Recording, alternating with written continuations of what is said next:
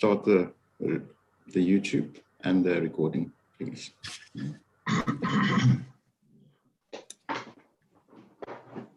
Just let us know when we're streaming. We're live now. Thank you.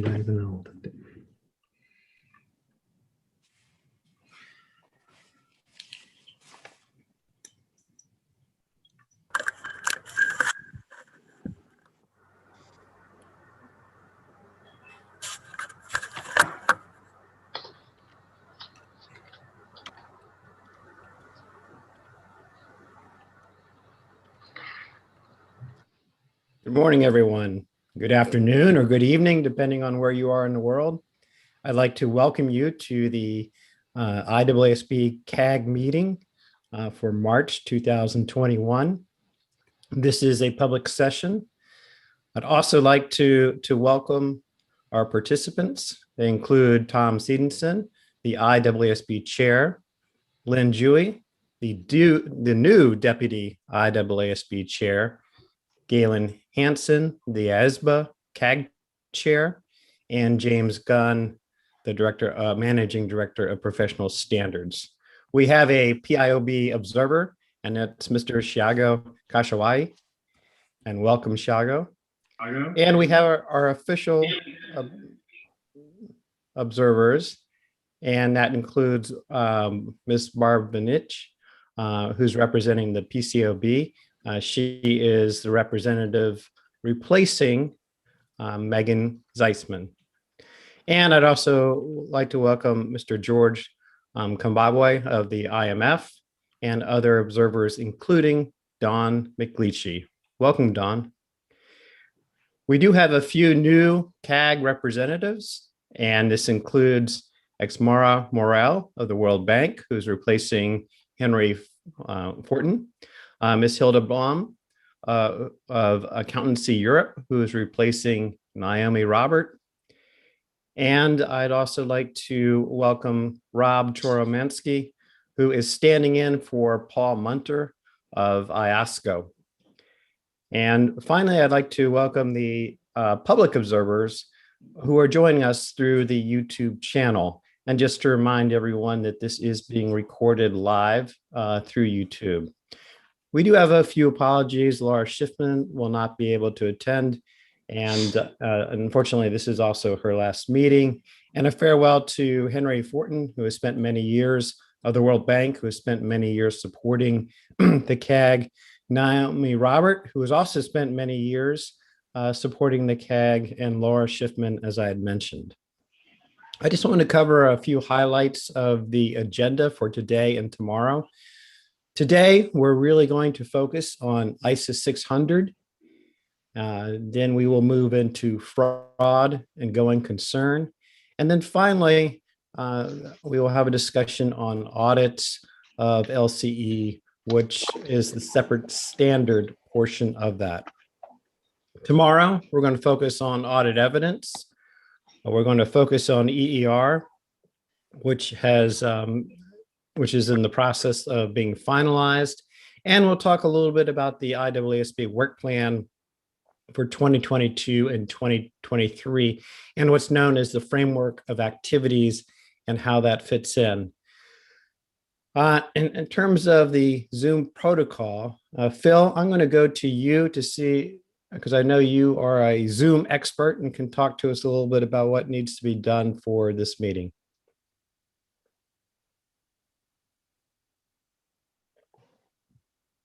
Thank you. Thank you, Jim. Good morning, everyone. I'm sure most of you are familiar with the Zoom app until now. That's part of our daily lives. But just a reminder, the chair will notify attendees when the floor is open for questions and comments. The representative are requested to use the raise hand function to indicate that you have a comment or a question. The chair will then call on the names of the relevant representatives to provide their feedback. If you're not speaking, we ask that you please remain on mute at all times, unless you are being called upon to provide your comment.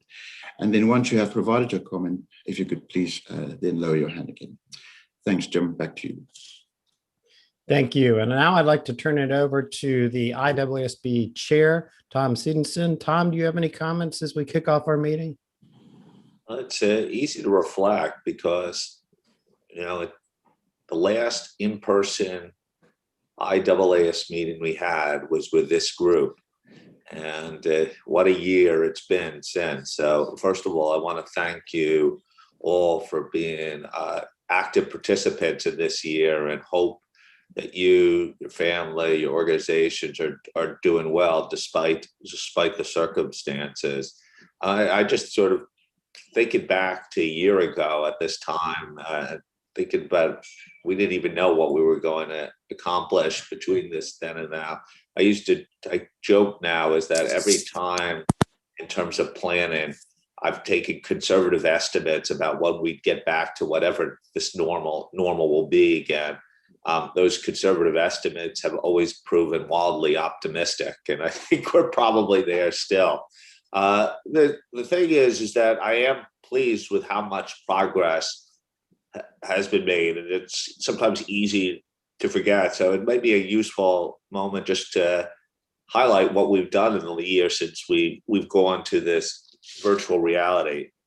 And what we've really done is follow our strategy quite religiously. And if you notice that our work plan has been completely transformed in that year, that we have on our program, and you'll see it as part of this agenda, LCE, fraud, going concern, audit evidence, are all active topics underway, which weren't underway a little bit more than a year ago. We've finished or near finished key projects. The QM suite of standards are out, ready to be applied, and we're ready to support them. And EER should be complete at this board meeting and should provide a substantial contribution in that area. We are also, in the context of some of our projects, trying to change the way we work. And I think the LCE standard is a good example. By us standing up a reference group, we are getting active input throughout the project development. And even though LCE has been a topic long on our radar screen, it really has only been an active project recently. And our plan, if all goes well, is to get an ED out now on our schedule after our June meeting. So that would be near record time and a way to get active feedback. So that's us really putting Agile to work. We've also been very rapid in the way, as you know, when the crisis started, getting out a lot of advice and guidance to people to apply our standards and the circumstances. And then finally, we've managed to keep up a high standard of interaction with our stakeholder community, whether it's been regular National Standard Center meetings, interactions with CAG, interactions with other regulatory bodies, and as using the technology to interact with stakeholders, whether it's through formal roundtables or informal meetings. So I think it's definitely going to be a hybrid model when we return to whatever the new normal will be, is that we're going to definitely be at an in-person board, but also leverage Zoom or other platforms to engage with our stakeholder community. So a lot has happened. We have kept the pace up. To some extent, people wonder if we'll slow down ever. And we'll have to see how long this virtual environment goes on. In fact, this week we are already discussing is like, what are the protocols to returning to normal? But it has been a busy period for us, a busy year, and I can't believe it's been a year since we've been in this mode of virtual. But I'm pleased that we keep on making progress, and a lot of it is thanks to contributions from groups like this one here. So with that, I turn it back to you, Jim, and I look forward to this meeting. Thanks, thanks, Tom. And it really is hard to believe. The last time I was on a plane was leaving the CAG meeting from New York City to Washington, D.C., and we were just starting to discuss that this COVID pandemic was just starting to emerge. So, and what a year it's been, and it's hard to believe it's just been a year. But but I knew, excuse me, I do know the IAASB has been very busy, and as I've participated as an observer in your sessions, a lot of really key topics have been covered. And I think today will be helpful for the CAG who hasn't met in person in a year, for us to update where we left off last September. And with that, I think I'm going to turn it over to Lynn Dewey, who is the IAASB Task Force Chair for the group audits, and have Lynn give us an update. But before I do that, I do have to talk about one of our favorite topics, and that's minutes. And we do have a couple minutes that we need to finalize. And so I have, or in your packets, you have received minutes for the CAG public sessions for September, as well as the conference call we had on December 1st, and also for the IAASB CAG public session, which was with the joint session with the IASBA, and the IASBA is going to approve it separately. But I wanted to receive an approval. So do I have an approval from the CAG for the minutes for September, December, and October 13th? I think I do. Thank you for approving those minutes. Okay, Michelle. And now, Lynn, now you're on.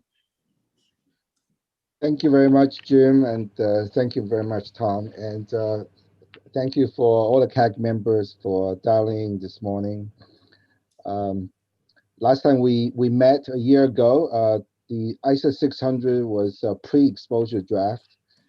And a year later now, we have concluded our exposure draft process and have received a number of valuable comments throughout the comment letter process.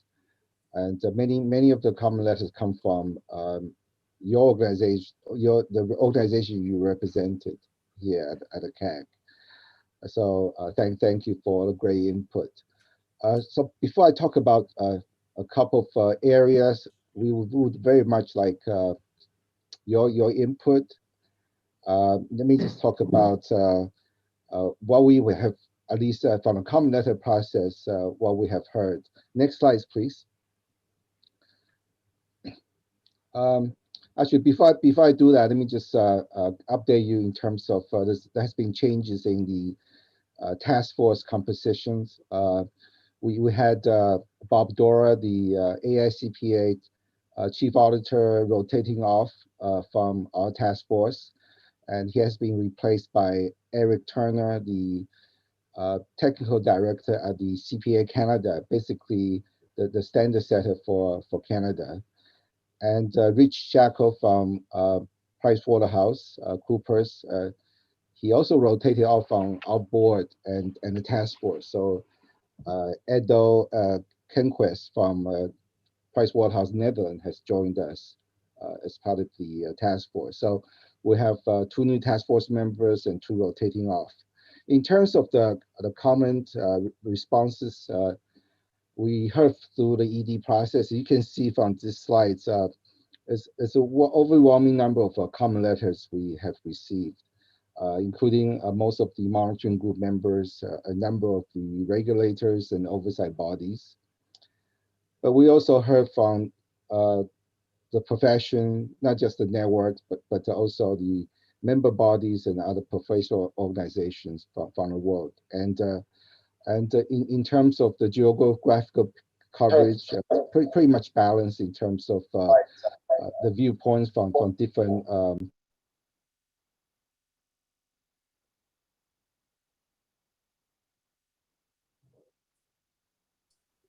Lynn, you may have cut out here.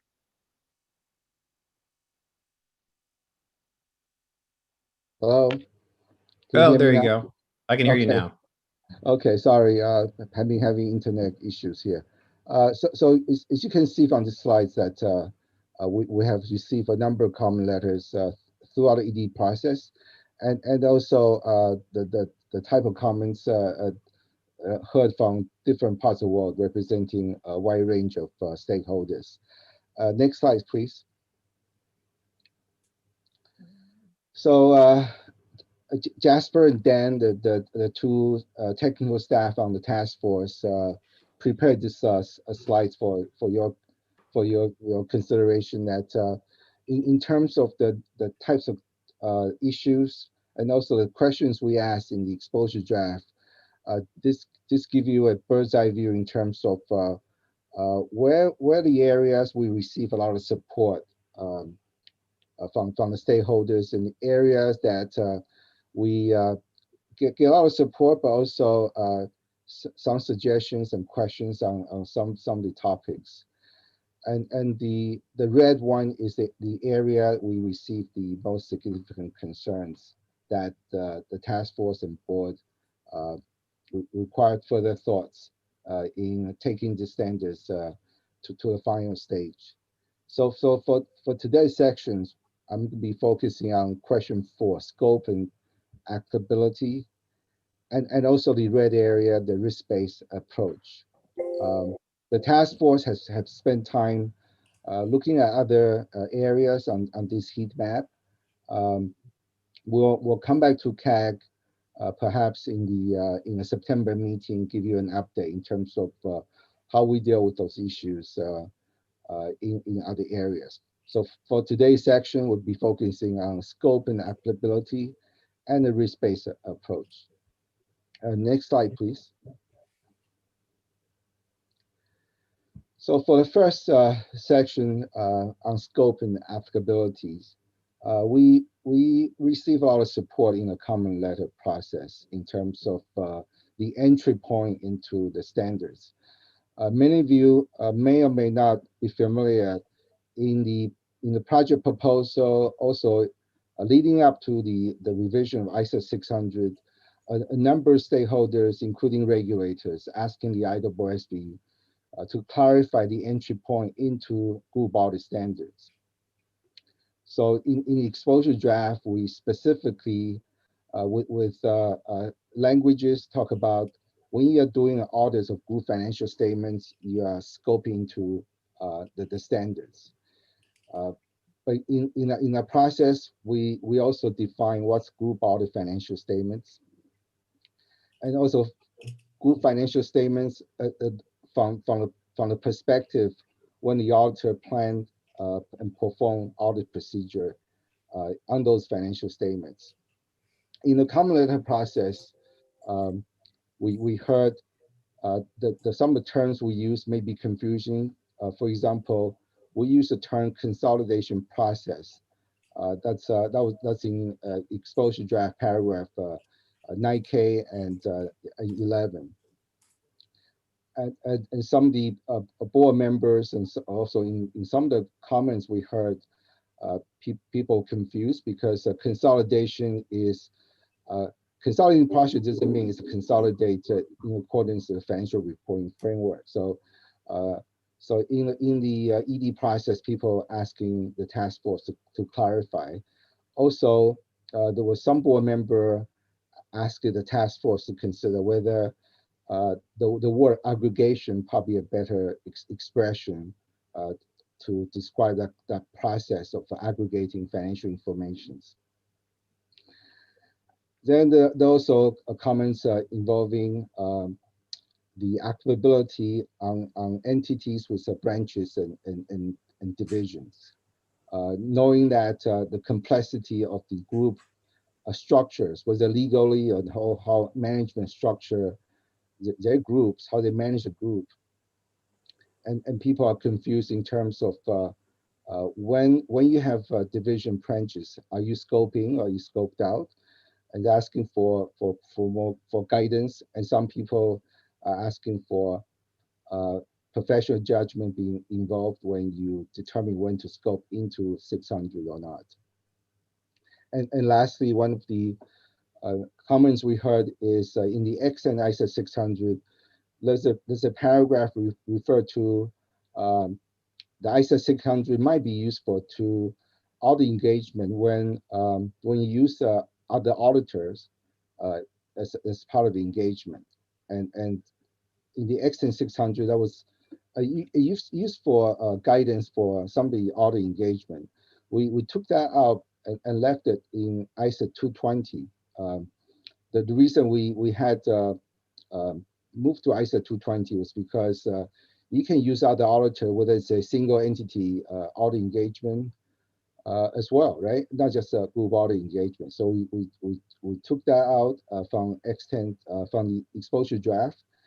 But we heard from two of the monitoring group members and also other stakeholders that paragraph may be useful, continue to be in ISA 600. So those are the four major comments we heard. In terms of the board discussion and the task force views, we spent all the time looking at the introduction section to make it clear around the entry point of ISA 600, including explaining the consolidation process. If you look at if you had a chance to look at the agenda paper for next week, in paragraph 2, we specifically talk about the relationship between the consolidation process and the consolidated financial statement in a financial reporting framework.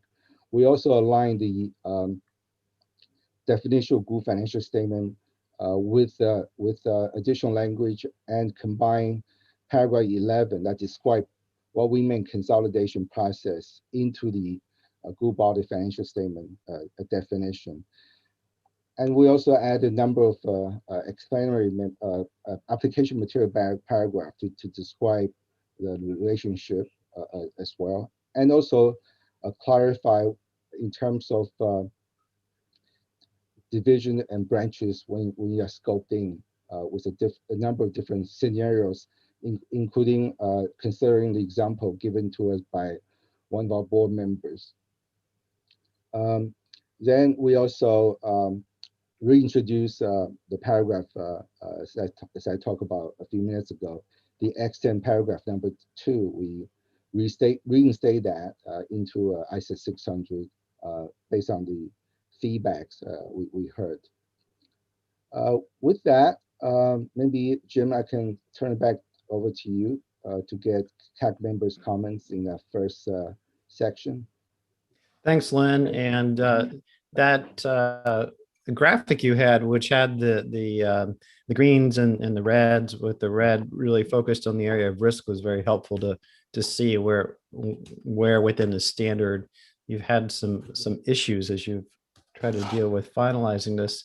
But in terms of the initial question about views related to scope and applicability, I'm going to turn to the CAG and see where we have comments. So I will open it up to individuals in the CAG. And right now I only see your PowerPoint screen. I don't see all the, see if I can see all the participants. Michelle.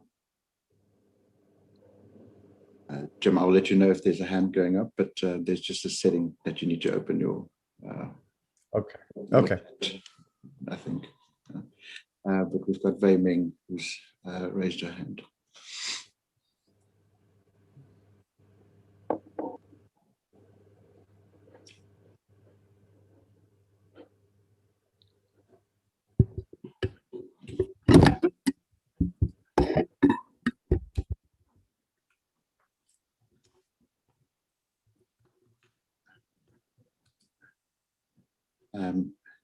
Okay, Wei Ming, I see your hand is up.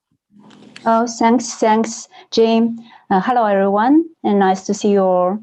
Thanks for the update from the task force. The entry point of ISA 600 is an important topic.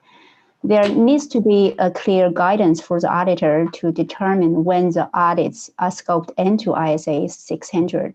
So I believe this is one of the core issues stakeholders had asked the IAASB to address in the project to revise this this rule. Because there is a need for clear guidance, I support the task force's position that a bright line provides consistent application of the rule.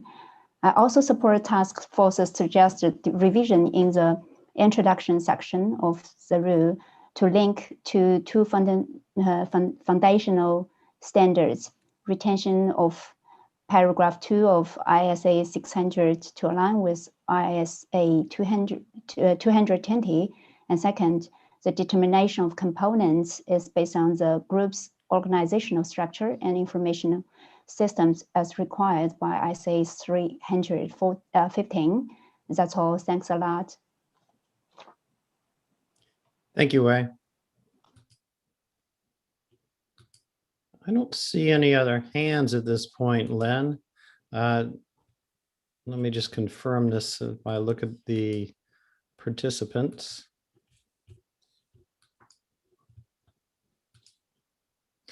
Len, do you want to? There's several hands at the top, Jim. Okay. Okay. So a little trouble getting this to show up. There we go. Okay, great. Conchita. Thank you. Good evening, coming from Asia. I support the task force proposal. I believe it covers the key or significant aspects of the project based on the comments that were received. And I look forward to the next steps. Thank you. Thank you, Conchita. And I would point out to all the CAG members that Lynn has come to our group a number of times as part of the due process to talk about ISA 600. So that's very helpful for that feedback. Hilda, welcome to the CAG. I will yield the floor to you. Thank you very much. Good afternoon to all of you, or good day, maybe I should say. Thank you for the welcome, and happy to be back on the CAG after, I think, 6 years. I wanted to actually join the other CAG members to overall welcome the progress that has been made in dealing with the comments made on the ISA 600 exposure draft and in the process of finalization. And we are happy that actually extant paragraph 2 has been reinstated, and also with the addition of paragraph 3b. And this is really in the spirit of what we see, at least in Europe, but presumably also throughout the world, a increased concentration of a few larger audit firms. And this is actually quite heavily criticized. And there is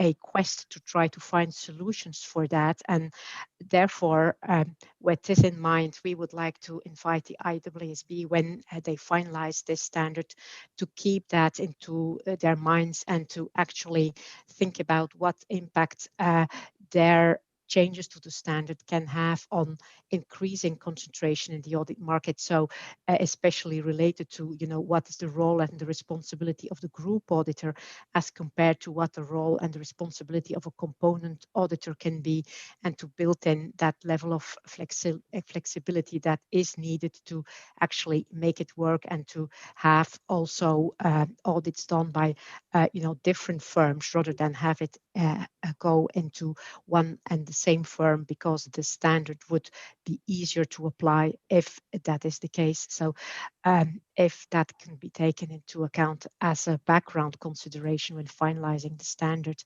that would be much appreciated. Thank you very much. Thank you, Hilda. And there, it seems you have a wave of support for reinstatement of that paragraph. Hyson, I see you have your hand up. Can you hear me? Yes. Oh, there you are. Hi. Good to see you. Not Hyson, Hussein. Good to see you. Hi to everybody. Good morning, good afternoon.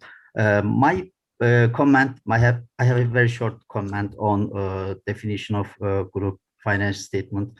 I think I agree with task force about consolidation process. I think for audit of group financial statement, consolidation process is more appropriate than aggregation process, as group audit requires some consolidation, some elimination, because there may be or there are lots of inter-transaction between group entity. Therefore, I think it's better to use consolidation process. I I support this usage. Thank you. Thank you, Hussein. I don't see any other hands up. I think that is all I have right now, Lynn, on this particular section. Yeah, thank you, Jim. Thank you for the comments and support of the restating paragraph 2 from the X10 ISO 600. Also support for the use of expression consolidated process, and very much aligned with the task force conclusion. Hilda, thank you for your comment, and it's very nice to see you back on the CAG. Your comments about responsibilities between the group auditor and component auditor, clearly that's one thing we try to address in the standards. And your other comments, as you suggested, to keeping a background in terms of concentration. Our goal is to improve audit quality in the audits of group financial statements. But we do appreciate the comments you made, and also thank you for your support for the new paragraph 3B, emphasized on the use of the component auditors. And thank you for all other comments in terms of linkage to 220 and 315 as well. So with that, Jim, maybe I can go to the next slides and go to the next topic. Is that okay? Yes, that would be fine, Lynn. As you had recalled from the slides I showed earlier, risk-based approach received a red color. That's the area we received the most of the comments in the exposure draft process. So we received a lot of support in terms of taking that risk-based approach. And more importantly, the board had approved ISO 315, the risk-based risk assessment standards. It's very important that these standards to be updated to reflect what's in ISO 315. So appreciate all the support. But we do hear a number of comments in the process, whether greater clarity in terms of providing guidance, special consideration, how's ISO 600 work under the 315 framework. And also, it's very important to acknowledge that the value and the input needed from the work of the component auditors. The second comments we heard is the concept of significant component. Just to reflect the discussion today when the project was first initiated, from a lot of people in the regulatory community, as well as the practitioner, that there were a lot of support of removing a concept of significant component to drive better practice. The regulators have noted that in a lot of group audit engagement, group auditors just defer to do work on the significant components, while not considered a risk in other areas. Also may not do enough work in some of the less significant components that may have a greater risk. So you really need to have a good risk assessment procedures performed before determining where you do the work. So there were a lot of support in the invitation to comment letter process, as well as in the subsequent discussion with CAG and other stakeholders. But in the ED process, a number of comment letters came back saying, well, the concept significant components continue to be useful. So that's one comments we heard. The other one is, as you probably appreciate that ISA 315 was approved in 2019, September 2019. And at the time of the exposure draft of 600, ISA 315 is still not effective yet. So when people read ISA 600, they may or may not have understanding, or they haven't implemented ISA 315. So we received a number of comments focusing on perhaps, as I said, some clarity in terms of how these two standards link together. Also, the need to establish a framework to determine the nature, timing, extent of component auditors' involvement based on the risk assessment performed on the group financial statements. So those are the three major comments we have heard. The task force, with the input from the board in last December's meeting, we took on a number of valuable suggestions and also reflecting on some of the comments we heard in the ED process. So the proposal, as you probably have read in the meeting agenda paper for next week, and also the draft standards, we enhance the structure of a proposed standards, and moving some of the paragraphs, but also with the focus is providing greater clarity and bring surface the special consideration in applying ISA 315 in ISA 600. For one area is the group auditor needing to develop an overall group audit strategy for the group audit. In that strategy, you're going to assess the risks and determine the components where you're going to do the work, or identify the components, and then decide what work needs to be done, and also determine the involvement of the component auditors in our process. Also, in the exposure draft process, we heard that there seems to be an implied message that the ED was giving less importance to the work of the component auditors. That was not the intent of the ED. In fact, the ED has a number of places that recognize the importance of the component auditors in the group audit engagement.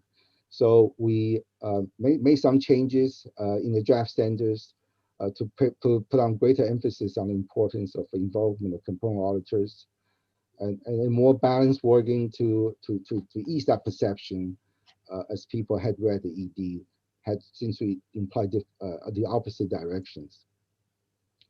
So there was a number of restructuring, and also I think in the overall strategy, it talks about the group auditor need to understand management's structures, financial reporting process, internal control, taking that all on board to identify components. There was a comment from IAASB which we took on board specifically to address that area, that concern.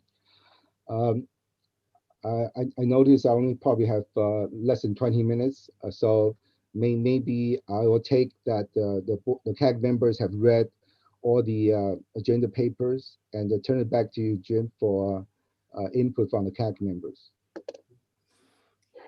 Thank you, Lynn. And as I recall, there was some discussion at our previous CAG meeting about the relative roles of the component and the principal auditors, and also the importance of having that overall strategy that is pushed down from the lead auditor. So let me open it up to see if anyone has their hand up on this particular issue.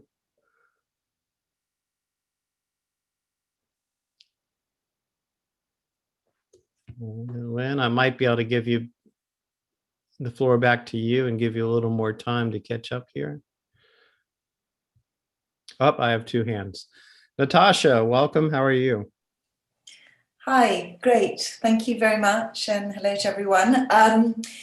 Yeah, actually, it's not on this specific thing, so maybe it's the wrong moment, but I was interested at a higher level. You had one response from investors, I saw. That's pretty paltry. And I'd be interested, I don't know if it's possible to disclose which investor organization did that and also what their comments were, but it might be something that you could touch on perhaps towards the end of the summing up if it's not the appropriate time. Thank you, Natasha. I do have some additional hands up, so I will continue on here. Conchita. Thank you. As you have said, Jim, recalling from the last discussion on the topic, I am pleased with how it has evolved and the way the approach has been. I subscribe to risk-based audit approach and clarifications on the component auditors. And overall, I am pleased with what have been done. Thank you. Okay, great. Thank you, Conchita. Takashi. Yes, thank you, Jim. Thank you, Ryan, for the update. And hello, everybody. Good evening from Japan. And regarding the risk-based approach, I think it is important for the group auditor demonstrate the leadership in the group audit, especially when the group auditors, when the auditor risk assessment process. And at the same time, it is desirable for the component auditor to engage with the group auditor more proactively. This concept is tried to captured by the ED. And to keep the balance between the responsibility of the group auditors and component auditors, to keep the balance is very challenging. So I would appreciate for the task force effort on it. And I prepared the previous session, paragraph 3B, but I want to task force deep dive more into these issues. From this perspective, I have two comment on this matter. One is that commented in our IOSCO comment letter. I have a little concern for the removing the concept of significant component. In the content of the involvement of the component auditors, this concept helps the group auditor to ensure the minimum work at the component level with the involvement of component auditor. So I understand when I read the board materials, the board task force tried to reach the same effect of the significant component, not using this concept. But at this time, at this moment, I think using the concept of significant component is worth than removing it. And second is related to the this risk-based approach with regard to the professional judgment. For not only in the risk-based approach, but also the other issue area, for example, materiality. When I read the board material, agenda item 5A, the proposal provision related to the materiality or risk-based approach, I can find a lot of using professional judgment in the proposal application materials. In the content of the risk-based approach, as well as such as materiality, I think professional judgment is necessary and might be useful and for the necessary for the auditor to perform the audit given with the flexibility and worsening the scalability. But for the regulator, from the perspective of the audit oversight as well as enforcement perspective, I understand the increasing professional judgment might become more challenging as well for the regulators. In this regard, if the professional judgment is emphasized more and more, as a result, we must require the most robust documentation for more and more for the professional judgment. So I want to encourage the task force to consider more robust documentation related to the professional judgment and the emphasis on that. Thank you. Thank you, Takashi. I think it's always a challenge when you're writing the standard to when you have an area such as professional judgment to provide some sort of guide rails for that. But I sense that you're generally supportive of the way this is headed. And also thank you, Conchita, for your support for this standard, and Natasha, that you have a good point. We didn't have a lot of response from investors, and maybe Len has received other feedback from investor groups, and maybe he can discuss that. So that's all the hands I have up. There's Shago. Welcome. Thank you for being our official PAOB observer for this meeting, but I will see you have your hand up. Okay, thank you very much, Jim.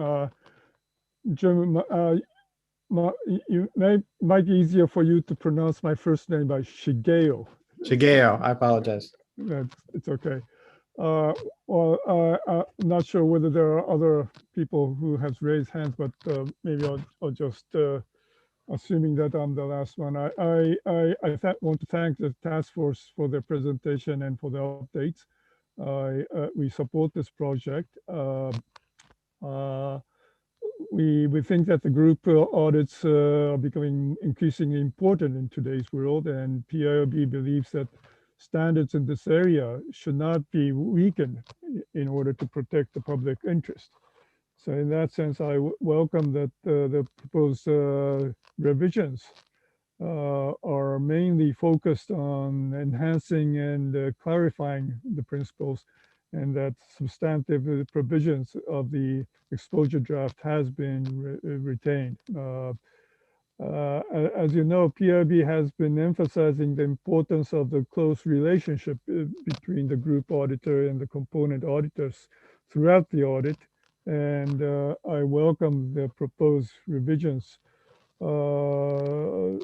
Will be helpful in this regard and are expected to ensure consistent applications.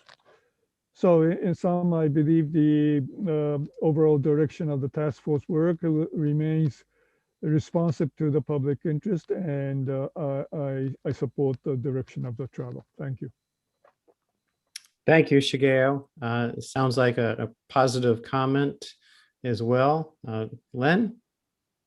Yes, thank you for all the comments and support. And Natasha, yes, you're right. We only received one letter from investor. It was the Corporate Reporting Users Forum.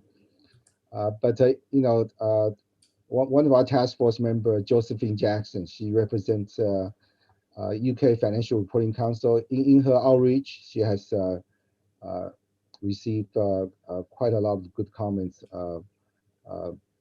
through her outreach with the investor background, and so she brings that investor's perspective into our task force as well.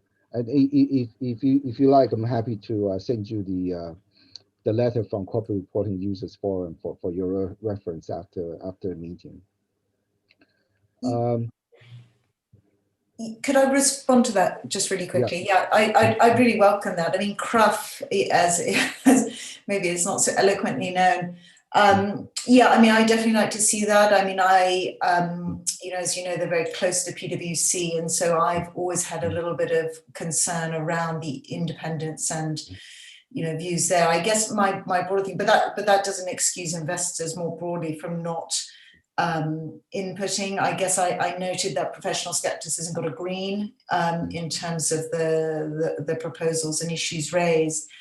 And yet I would say probably that would be my biggest area of concern, generally speaking. And therefore, you know, within this, there would have been elements you know, and I also obviously didn't send in a comment letter, so that's my failure there. But you know, that for me seems a bit misaligned, I guess, with where I know concerns generally lie with regards to group audits, and the fact that, you know, not many issues were raised with regards to that. So that would be my only comment. Thanks, Natasha. I'll send you the comment letter after the meeting. Just reflecting on other comments. Clearly, a lot of people asking for you know, group auditor, component auditor, you know, their relationship, communications, responsibilities. So these are the area that you know, as part of our task force discussion, and also board input, that we were trying to meet those expectations. Clearly, we'll bring future drafts for this group to react on, but that message is loud and clear. And Takashi, and thank you for your two comments. One on the significant component, the other one on the professional judgment and documentation. So let me just quickly answer those two comments. See, ISO 600 is a special consideration standards, and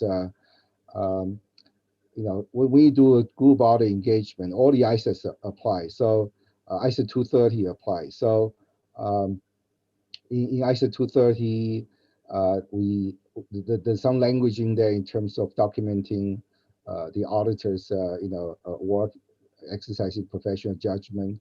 The task force has spent a lot of time on documentation already. Of course, it's not for the topic for discussion today. But you know, taking on your comments, maybe just go back and see whether there's anything we can do, as you suggested. On the issues of significant component concept. So we, I think as a task force, our view is still consistent, realizing that your previous comments and also reflecting from the JICPA letters as well. Even though we're doing away with that significant component concept, but we retain some of the languages in the application material that may be helpful to practitioners. It's in some of the draft in the application material section. So perhaps I can highlight them for you after the meeting for you to take a look in terms how we deal with that. But the key is still very much focused on a risk-based approach. The group auditor need to assess and identify risk and how to address risk and how to respond to risk using an ISO 315 model. But that in the extent standard, some of the use for application material on significant component, we kind of current thinking is retain some of that in the application material. Hopefully that can address some of your input and comments. So with that, I also appreciate all the support for the task force have done for this section on risk assessment. And we very much appreciate the time you spent and reading the agenda paper, providing the comments. With that, maybe I'll turn over back to you, Jim. Thank you, Lynn. And thank you for, well, you gave us an extra 6 minutes. So I appreciate that. With that, Billy has his hand Jim? up. Sorry. Thank you, Tom. Billy? Thank you, Jim. Good morning, everyone. Jim, I just wanted to provide an additional perspective on the comment around the one comment letter that we received from investors, which is obviously accurate in terms of the CRUF letter that we received. But it is also important to remember that there are a number of other respondents that also directly represent the public interest, including the needs of users and the perspectives from users, in that we've also received 4 comment letters from monitoring group members, as well as 8 comment letters from regulators and oversight bodies. And I think we should also just look at all of those in balance, and then also just take into account that we don't just count comments. We do really look at the substance of each of the comments that we received, and the substance of the comments from the whole respondent group. Thank you. Thank you, Billy. All right. Seeing no other hands, I think we will continue on if Bev and Josephine are ready for fraud. Thanks. If we can have the slides, please. And Bev, before you start, I just want to mention this is very early on in the project, and this is where the CAG can really provide some significant feedback and help drive the discussion. I know you are giving us a report back from our September meeting, as well as giving us an update on the project. So we very much look forward to seeing what you have on this. Thanks, Jim. And I'll start and hand over to Josephine. So I think there's not a lot of time today, unfortunately, but as Jim had said, we are in a very early stage of this project. So we thought we would just provide a bit of a high level overview of where we are. A lot of work has been done since we last spoke to you in September. So there'll be a small amount of time at the end for some comments or questions. And also we have provided the report back in the papers that you received for the discussions in September. If there are any comments, if you can raise those at that time. So what have we actually done since September? So we held 2 more roundtables. We held the roundtable on the expectation gap. That was focused on investor groups and those that we don't ordinarily hear from. And we heard some really interesting viewpoints from that. We also held a roundtable focused on LCEs and sort of the issues that are coming up with regard to fraud sort of in those in audits of those entities. We did, I think a little bit later in the year, maybe sort of November, December time, we did send you the feedback statement that summarized what we'd actually heard in those roundtables. We also have carried on doing a lot of outreach in this area. So we've had conversations, for example, with others doing work in this area. The UK FRC has put out a consultation on some changes to ISA 240 or their equivalent of ISA 240. That's now closed. We did have some initial conversations with them, and we have something set up with them in a couple of weeks to sort of hear what they were, or hear the input that they received on their consultation. We've also had some calls with others doing work in this area. CPAB in Australia, in Canada, have been doing a lot of work. We've spoken to them, and again, we've got another call set up with them, and then obviously Accountancy Europe. And I think most of you would have seen that they've now published their recommendations to strengthen the financial reporting ecosystem. And again, we'll be having more conversations with them to sort of see what they're hearing. We've also done some other outreach. We've had conversations with Crufts, and we've just been talking about them in ISA 600. So the UK Cruf and one in South Africa, sort of to get their views. We also had a conversation with the European Audit Committee Leadership Network, which is a group of audit committee chairs. There were about 20 or 25 audit committee chairs from companies like Ericsson, Unilever, Tesco, ING, sort of very large companies, to get their views. They've also submitted a letter to us on our discussion paper. So as we've been doing this work, and we also did a lot of work on academic research. So we did some desktop reviews of the work that's been done by academics, and we sort of try to pull out anything interesting that the academics have been doing on both going concern and fraud. So last year it was largely staff run. This project, we were in the very initial stages of information gathering. As we've moved along, we've now created some separate working groups, and these projects are now heading in separate directions. Even although we did the discussion paper together, I think a lot of the underlying sort of conceptual issues were similar, although the topics are very different. I think they're going in different directions at this point. So the 2 working groups, the fraud working group is headed up by Lynn Provo. Unfortunately, she couldn't make the call today, so I'll just provide an update on where we are in fraud. And then Josephine Jackson will take over for the going concern, and she heads up the going concern working group.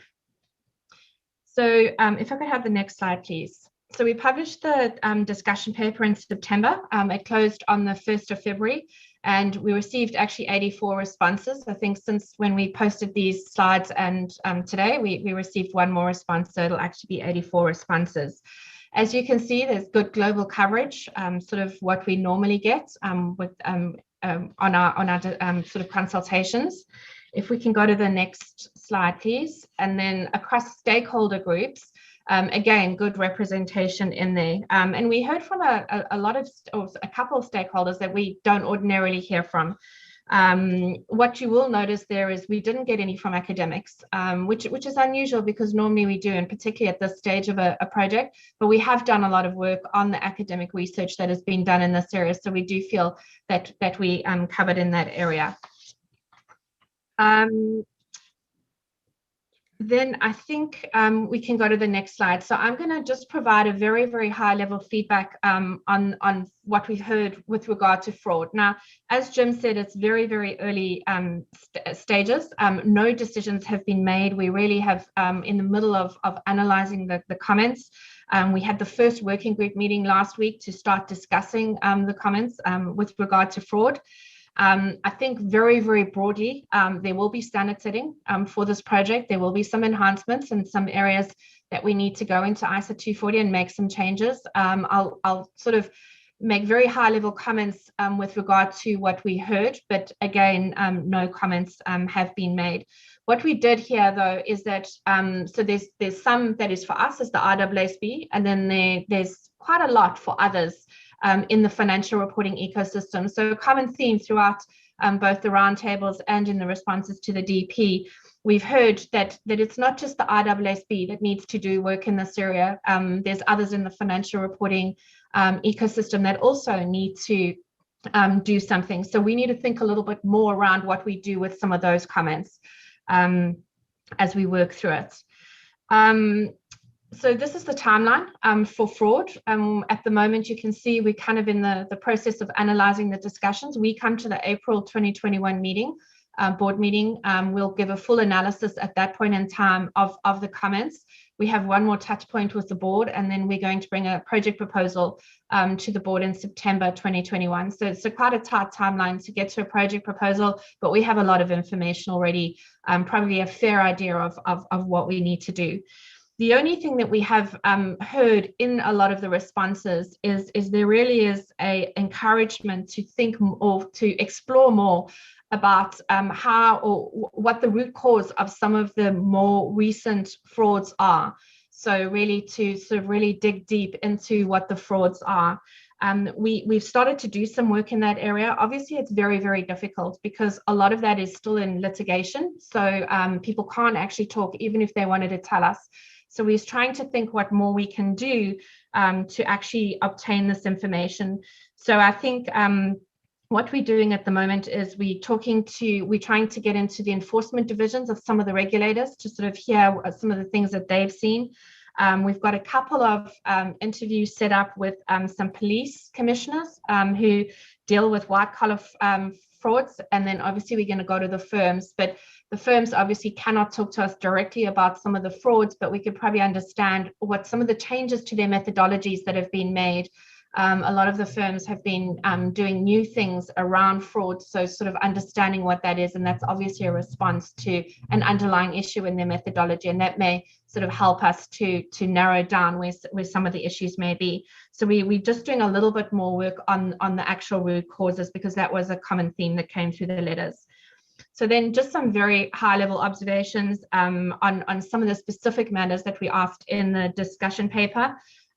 Suspicious mindset, we'd asked some questions around whether we should introduce this term of suspicious mindset. Broadly, there wasn't a lot of support to move from professional skepticism to suspicious mindset for a whole host of reasons. But there were some that supported that in certain situations or for certain types of entities, perhaps some of the requirements could be enhanced. So we need to just have a look at what that balance is and whether we do need to, in some limited circumstances, move from professional skepticism into a different kind of mindset, and what that could be. I think they're very low that we're bringing something different to professional skepticism based on the fact that we've already got it, people understand what it is. But there were lots of comments around professional skepticism and how that should be enhanced within ISA 240. So we will have a look at that. The linkage to other ISAs was strongly encouraged, in particular 315. So we have a revised ISA 315, and I think when we did the consequential and conforming amendments for that standard, we did bring some of the changes across, but I don't think that there's enough. There's a lot more that we can do within ISA 240 with regard to some of that understanding that's required, and some of the work around the internal control. So really looking at things like corporate culture and understanding what the culture is around sort of fraud, sort of a deeper level of understanding. So making that link to some of the changes we've made in the revised ISA 315 stronger.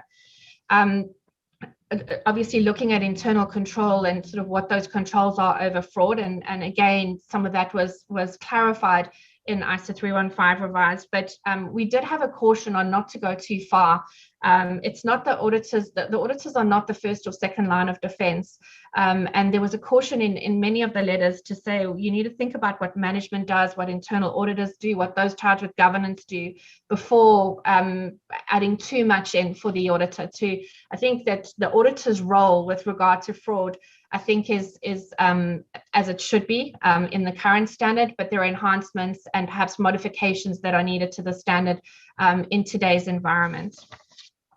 With regard to the definition of fraud, so this has come up. We didn't ask a specific question on it, but there seems to be some misunderstanding as to what fraud actually means.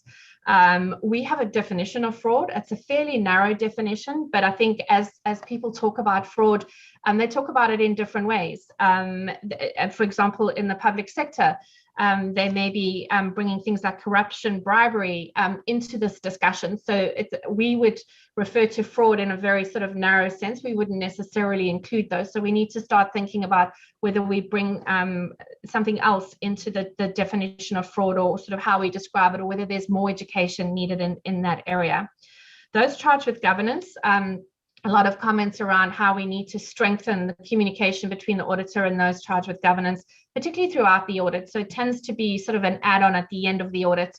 So how to encourage that ongoing communication during the audit. However, there was a caution that we need to be careful not to put too much onto those charged with governance. They have a very specific role within an entity, so we can't inadvertently change their role within the entity by any changes that we make in the auditing standards. With regards to transparency in the auditor's report, so we suggested that perhaps more should be in the auditor's report that's a little bit more bespoke with regard to the entity. There were mixed views here. So some really supported it. It would be helpful to have more information about what the auditor did around fraud, perhaps something, not a CAM, but sort of CAM-like, where you sort of describe the areas of risk and what the auditor did around that. And there were others that didn't support that. They think that perhaps providing too much information may raise a red flag that's not actually there. So suddenly, by putting a whole lot of information around where the auditor considered there may be a fraud, may raise red flags unnecessarily. So we need to work through those to sort of see where we get to on making changes to the auditor's report. With regard to forensic specialists, again, we've sort of heard a call for more forensic type procedures done within an audit. I think generally there wasn't support for requiring forensic procedures in all audits. Maybe in some specific areas, there are things that you can consider more forensic type training for auditors to sort of think a little bit differently. There may be specific cases where forensic type procedures are needed, for example, when frauds are identified or suspected. And then thinking about sort of the engagement team discussion and how some of that sort of forensic thinking can be brought into the engagement team discussion. Some of those that cautioned against anything to do with forensic specialists said, first of all, there's not enough forensic specialists in the world to be able to go into all audits. So need to think about the resource issue, and then obviously the scalability. and the practicality of having that on all audits. So again, we need to really dig down into those responses and see what's there. And then the last one that I'll talk about is just technology. And we need to really look at the comments here. Technology needs to obviously be built more into ISA 240, the way that frauds are conducted today with advancing technologies. We need to think more about how that gets built into ISA 240, but again, keeping it principle-based, not dating our standard.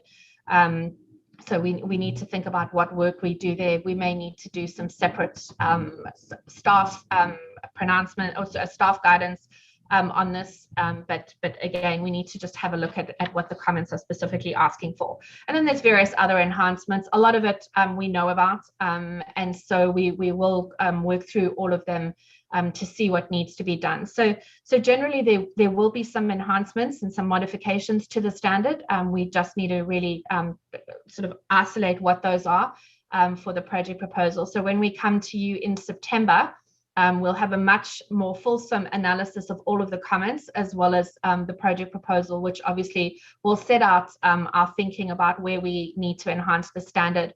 And in the project proposal, we will probably also have something about what we heard for others, so that we can also think about what we're going to do in relation to encouraging others also to act, because I think everybody needs in the financial reporting ecosystem needs to act in this area. So with that, I'm going to stop and I'm going to hand over to Josephine, who will talk about going concern. Thanks, Bev. Thanks for that. And good morning to the CAG. Thank you, as always, for inviting me to give an update on this topic. It's always a pleasure to attend and really look forward to hearing your advice and input. And also welcome to the new members as well. So as Ben has mentioned, and you'll recall from the September CAG meeting, a lot of research by staff was already completed or underway. And of course, the DP was released on the 1st of February. But before that deadline, the Going Concern Working Group had their first meeting, and the purpose of that was set out in Agenda C to your papers. But essentially, it was to go through all the feedback we've received so far from various stakeholders, including from the virtual roundtables as well, and also discuss observations from the academic desktop review. In fact, I'd like to take an opportunity to thank Travis Holt, an academic fellow who may well be listening in, and he worked with Angela on the desktop review because we had to filter through 100 or so articles, and we wanted to determine which were relevant to standard setting and the objectives of this Going Concern initiative. So thanks to Travis. The focus of the working group at the next meeting, which is actually going to be in March, we're slightly behind the fraud working group, will be to discuss and of course confirm the feedback received from the discussion paper, as well as fold in all the other feedback and observations we've received from other sources, and of course make some preliminary observations on the way forward. So very much following the same process as our colleagues in the fraud working group. As Bev said, prior to March, we had lots of discussions with other organisations, and also, as Henry will know, we've been having regular meetings with the IAASB on this topic, and will of course continue to do so as we progress our work. We're also liaising with the Auditor Reporting Working Group to discuss the feedback they've received in relation to the post-implementation review, and analyse that alongside the feedback we received in the discussion paper in respect to the topic of transparency. So a lot of interaction with other working groups there. So we will be presenting to the board in May, so a month after the fraud group, and it is intended that, taking all this information into account, that we'll present a summary of the DP responses and fold in all the other information we've received and obtain board feedback on preliminary reviews about the working group proposals on our way forward. And then that will take us to August. So taking into account the board's feedback, the purpose of the August meeting will be to firm up any proposals so that we can be in a position to present a project proposal for approval in October. In September, of course, we'll have an opportunity to obtain the views of the CAG on the results of our work, and we'll update the CAG on the board's consideration of those results and proposed approach thus far. And then, as I say, in October, we'll hopefully be in a position to present for approval a project proposal in respect to Going Concern and consider the next stages of the project at that point. Similar to Bev, we have some high-level observations to share with you from a first pass at the responses to the DP. This, of course, comes with the caveat that a more detailed review does need to be performed and discussed by the working group before we reach any firm conclusions on what we heard. So it really is high-level, and do take it in that spirit. But generally, we get the impression from the initial read that respondents do not think that the going concern standard is actually broken or requires a fundamental overhaul, which is obviously very positive. Now, there are mixed views on whether enhancements to requirements should be made. Where there is support, there is some commonality, particularly around certain themes that Bev mentioned also, which is support for enhanced linkages to other standards, and encouragement to integrate the application of ISO 570 with ISO 315 and ISO 540. So with those standards in mind, there are a number of suggestions to consider requiring more robust procedures around management's going concern assessment and strengthen the auditor's risk assessment process in relation to going concern more generally.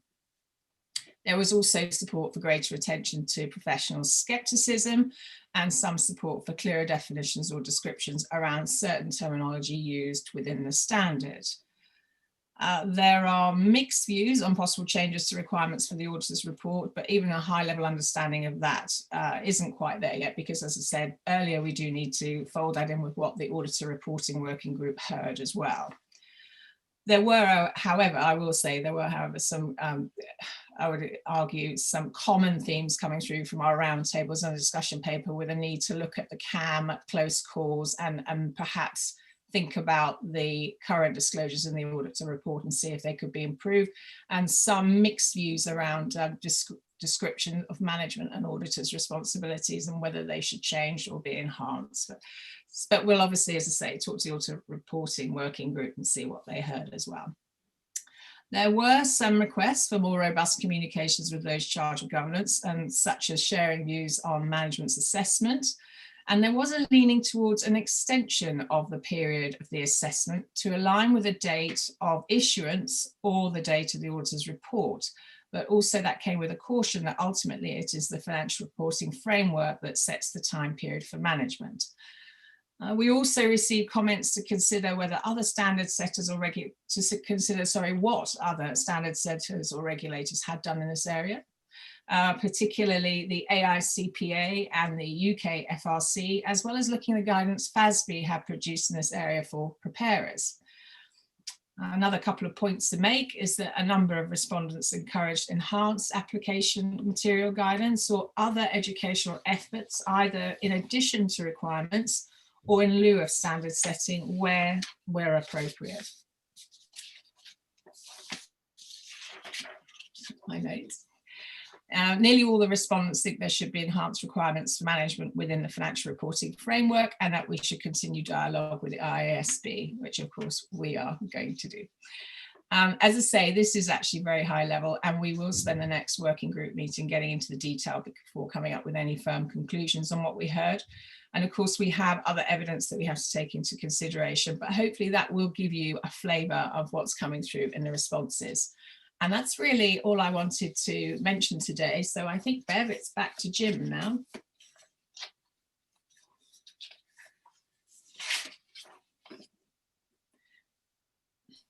Thank you, Josephine, and thank you, Bev, for your presentation.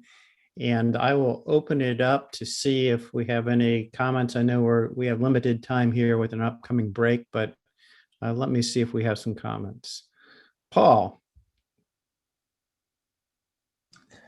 Thank you. I'll try to make this quick. This focuses on the fraud timeline and fraud input. Beverly, appreciate your comments.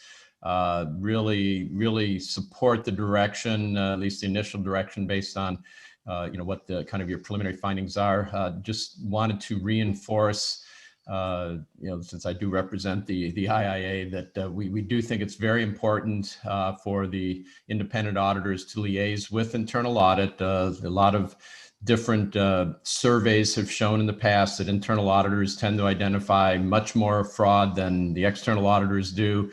Not surprising because fraud can run a wider gamut than just financial reporting, but just a reminder to keep internal audit in your mind. And then also mention, don't know if you've looked at COSO's Fraud Risk Management Guide. It's over 100 pages. The Association of Certified Fraud Examiners were the primary authors of that. And there could be some very good information in there to help you in your task force. Thank you. Thank you, Paul. Takashi. Thank you. Thank you, Dave, and thank you, Josephine, for the update. Very useful. From my side, one comment. Maybe the first point Dave mentioned, root cause analysis. I think clear linkage to root cause of the underlying issues are very, very helpful IAASB to evaluate to the further revise the standard or introduce new concepts such responses. So root cause analysis is very, very important. So I want to emphasize this point. Thank you. Thank you, Takashi. Wei? Hi, hello, thank you. Thanks very much for the update on fraud and going concern working groups. These are two important topics for the capital market investors. Addressing expectation gap is a challenging task, and IAASB cannot address it alone, I think. I would like to encourage IAASB to actively engage in other stakeholders to continue narrowing the expectation gap, while clarifying auditors' responsibility and detecting fraud in the audits of financial reports. I would like to suggest to encourage other stakeholders to focus on management and those in charge of governance responsibilities, particularly in the areas of the management's internal control to prevent frauds. That's all. Thank you. Thank you, Wei. Inak? Hi, everyone. Thanks, Jim. Thank you for the presentation. I really enjoyed listening to the presentation and having the opportunity to hear, and I'm certainly looking forward to getting an update in September. I do appreciate the fact that we're approaching this again with principles in mind, and what we are looking for as the ultimate product to be a principles-based update. I do also recognize the nuance when it comes to putting the right balance between the roles of the first line and second line, and then the auditors as a third line. However, I think it would be important for us to still find a way to emphasize the role of the external audit as well as internal audit. So going back to what Paul said earlier, I think we would be missing an opportunity here if we don't put enough emphasis on the role of the internal audit as well. In fact, I do also have an OECD study that I would like to bring to your attention. In 2017, OECD did a study on the detection of bribery, foreign bribery, and the report found that 22% of all the bribery schemes are actually detected thanks to the internal audit. So again, I think it would be worthwhile to find a way to flag the importance of the role of internal audit as well as external audit on fraud detection and prevention. And as I said earlier, I'm looking forward to further updates in September. Thank you. Thank you. Natasha.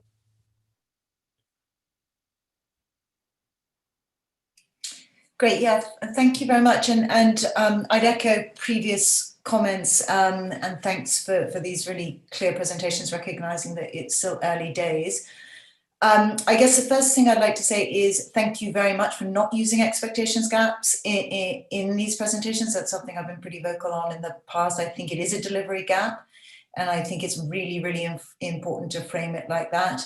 I think when one frames it as an expectation gap, the problem seems to lie with those who have the wrong expectations. I think it's, linked to that, I guess, and this is sort of implicit in a lot of what you've been mentioning.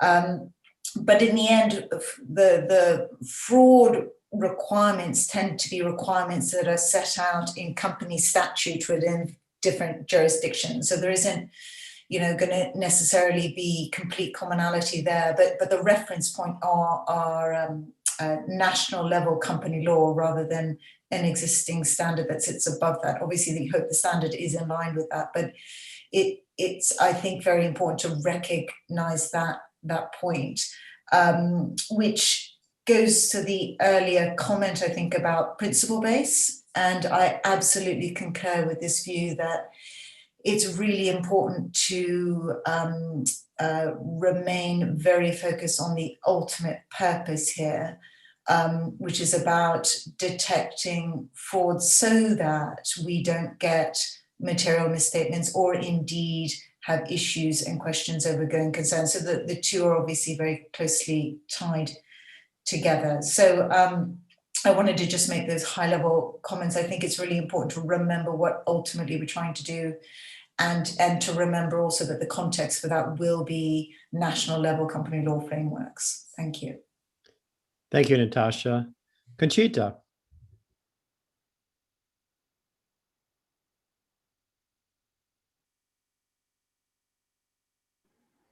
Thank you.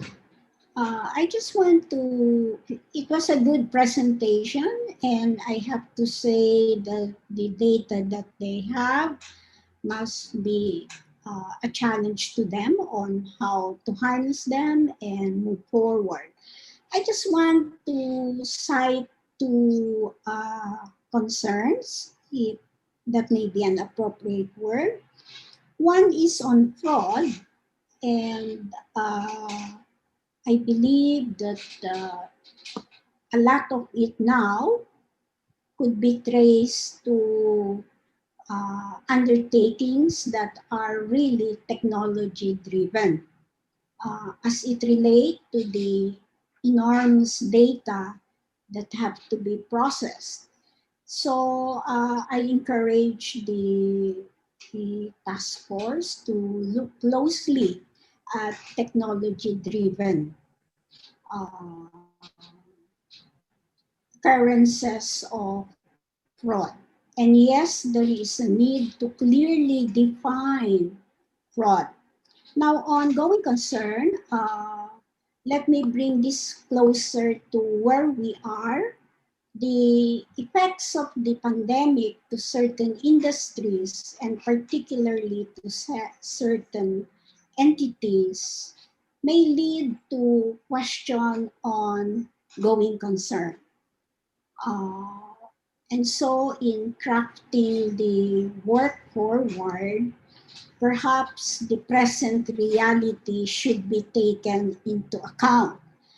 More especially because the impact, the economic impact of the present global situation may not be measurable as of now in terms of what could be the total impact, because the recurrences of cases are still ongoing. So perhaps these are not really normal times, and I know that standards are crafted to withstand abnormal times, and the consideration is more on normal times, but perhaps the task force should also consider these points. Thank you. Thank you, Conchita. Henry.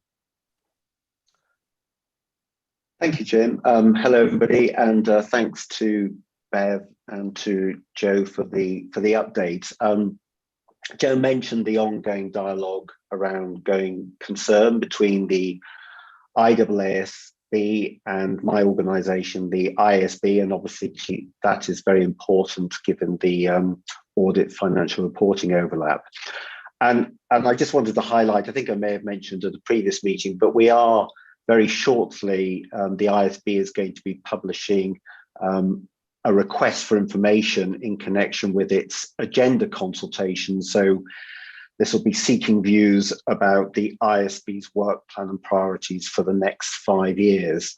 And based on the outreach that's been done today, going concern will be specifically highlighted in that consultation as one of the possible sort of areas that the IASB could work on. So we'll be seeking views of our stakeholders on that area. And very quickly, maybe I could also just highlight that at the start of this year, we published some educational materials around going concern, very much ready to remind people that there are some broader disclosure principles and requirements around judgments in IFRS that are very applicable to going concern assessments, particularly when companies are in close call situations. And I just wanted to highlight this because I know there's been some dialogue in some of the roundtables I participate in, and some people are sort of making comments maybe that there is a need for more disclosure requirements in IFRS relating to going concern. But we put these materials out wanting to emphasize that people shouldn't just be thinking about the very specific going concern disclosure requirements, but thinking more broadly as well, because some of those requirements do actually meet some of those calls that people have made. And in those materials, we were able to obviously draw attention to the IAASB's work in this area and the overlap. So thank you very much. Thank you, Henry. And let's see, I have just a couple other points, and then we can take our break. And one is in the report back to us, there was a comment that I believe I had made relative to looking at the big picture, and that really had to do with cases where professional analysts may have indicated the potential for fraud when they didn't even have access to the financial statements, and the auditors may not have. So I think it is important that the task force consider whether there should be some sort of stand back provision to look at current information in the environment. And then lastly, I would like to recognize Shigeo. You have raised your hand. Thank you, Jim. I thank the presentation and the update on this issue. We think this is a very important issue, and PIOB thinks that the auditors have an important role to play in this area to serve the public interest, especially by using the auditor's report. So in that sense, we look forward to the discussion that will take place at IAASB. But at the same time, as others have noted, the listening to the views of other stakeholders or cooperating with them is also very important. And I welcome and appreciate the efforts made by the working group so far. But I would encourage them to sort of make further efforts on the one hand, and on the other hand, the stakeholders, especially the CAG representative organization, should also sort of provide their comments to the IAASB, and I think cooperation among those stakeholders is very important. And I also welcome the statement made by Henry about the intention of IAASB to work in this area as well. Thank you. Thank you, Shigeo. And I guess to Josephine and Bev, clearly this is an area of great interest to the CAG, and we look forward to further discussion in this. We have now come upon our break time, and we had a 10-minute break allocated. I'm going to continue with that 10-minute break. It's about 8:35 here. So we will and that's Eastern Standard Time. So we will return in 10 minutes, which would be 8:45. And we will have our discussion of less complex entities. So I look forward to seeing everyone in about 10 minutes. Thank you. Thank you. Everyone, just a reminder, we are streaming live. If you could mute yourself and if appropriate, also switch off your camera. Thank you.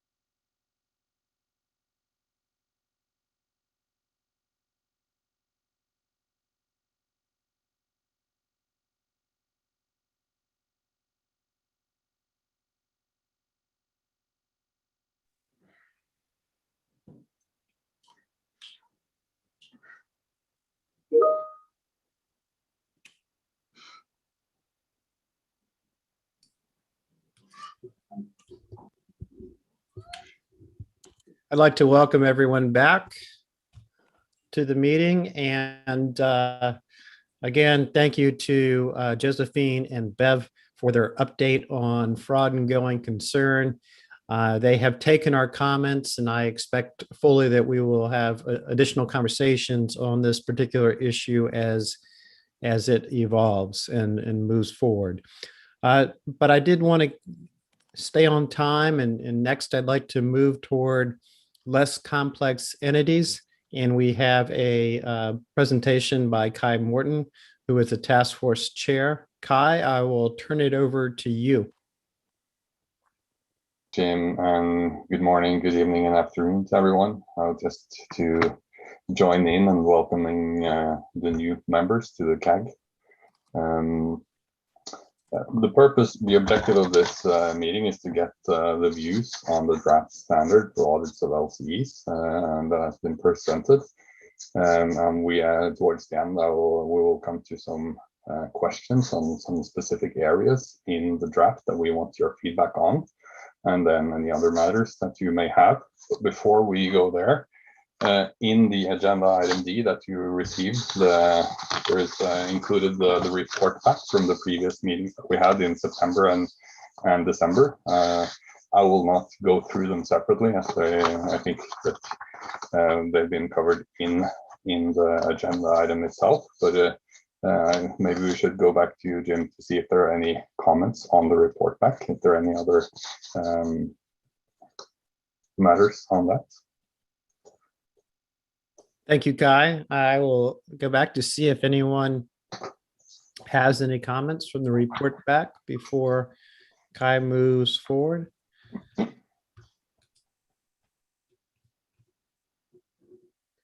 Kai, at this point, I do not see any, so I would go ahead. Thanks, Jim. As I said, I will first run through a short presentation on some of the changes that have been made to the standard and some of the areas that we ask for your specific feedback. And then we will go to the questions next. So, Michelle, if you can go to the next slide. On this slide, you see the timeline of the project. If you remember, in December, we spoke to you before the board meeting, and at that board meeting, the board approved the project proposal, and then also had the first draft of the separate standard, where they gave specific feedback. And after that meeting, we've further evolved the standard based on the feedback that we got from the board, but also then trying to make it more specific to audits of LCEs, and trying to address some of the pain points that that has been brought to our attention.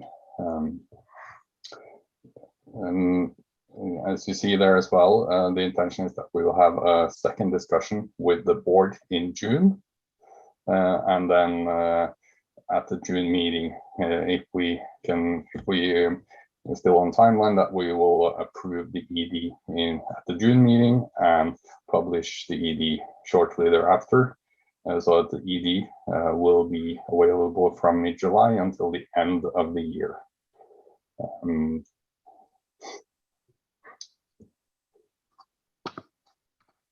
Some of the areas that we know that we need to work a bit more on in the standard itself is also then moving how, if you're using the ISA for LCE, how to transition to the full ISA, and then as we come back to later on reporting, we need to evolve a bit further, some more work left to be done, and some specific areas around IT.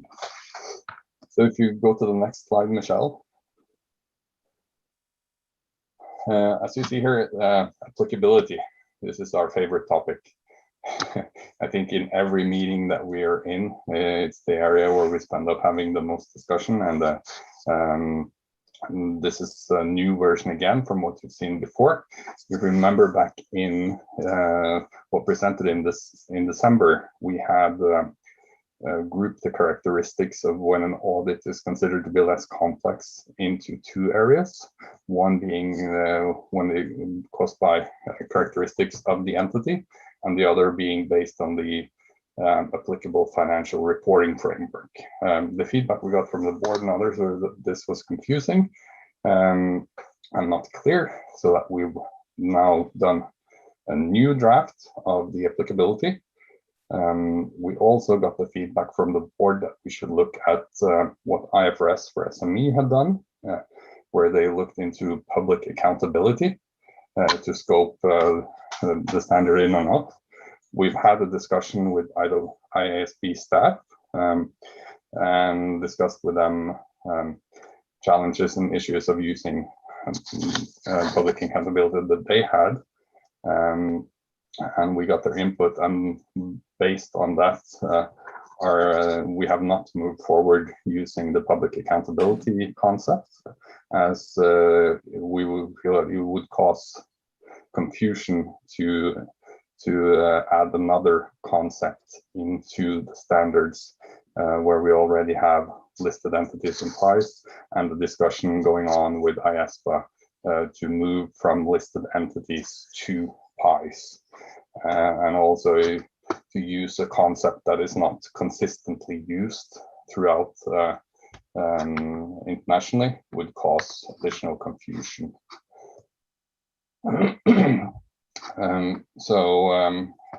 As you can see from this slide, we have two buckets. One is the prescriptive area, where we have the applicability where you could be excluded based on laws or regulation. In the standard, or in the preface to the standard, we now included specific that jurisdictions can add their own criteria for when the standard can be used or not. So that's the first hurdle that you need to come across. If you're prohibited by law or regulation, you cannot use the standard. The other is that we've still, as I said, on excluding unlisted entities. We've not moved to PIEs as the discussion with IASPA is going on. We will still feel we're still at listed entities. This may change based on the discussions with IASPA. One of the other topics in December was that the board decided to exclude group audits from the scope of the standard. So in the work from December to now, we've excluded group audits, but we agreed with the board in December that we will, in the ED, have a specific question on group audits and also include material on what the consequences to the standard would be if the group audit were to be included back in. So at the ED, we will be asking for specific feedback on group audits. Sorry.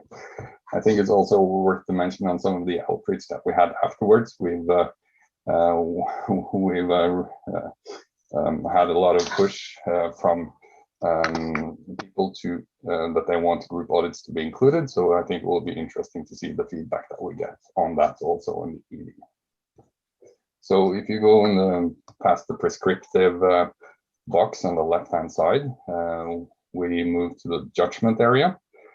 There's been discussion, and I think there is disagreement among what the level of judgment should be, if you should be able to use the standard or not. We believe that there always will be judgment, as we on an international level cannot develop criteria that can consistently be applied in a prescriptive area on the applicability. So we've developed characteristics that are now divided in 3 different areas. The characteristics are not meant to be a checklist that you should run through and say, if you're in this area, then you're excluded, or in that area, you're excluded. It's an area where you need to evaluate all the different characteristics that are there in order to make the judgment if it's applicable or not to use the standard. And then if you see on the last box there, we will then included a specific documentation requirement to document the judgment used in order to arrive at the applicability conclusion. So that's in A7 in the standard, and then there's also a specific requirement to document or to do a stand-back evaluation after you've understood and identified the risks, if it's still applicable to use the standard. So that would be included in part 659. The judgment area now is divided into 3 different areas. The characteristics would be first then on business activities and governance structure, and then in the standard we give examples of things that indicate that you will be in a less complex area, or also then what drives the complexity. The second one being the information system.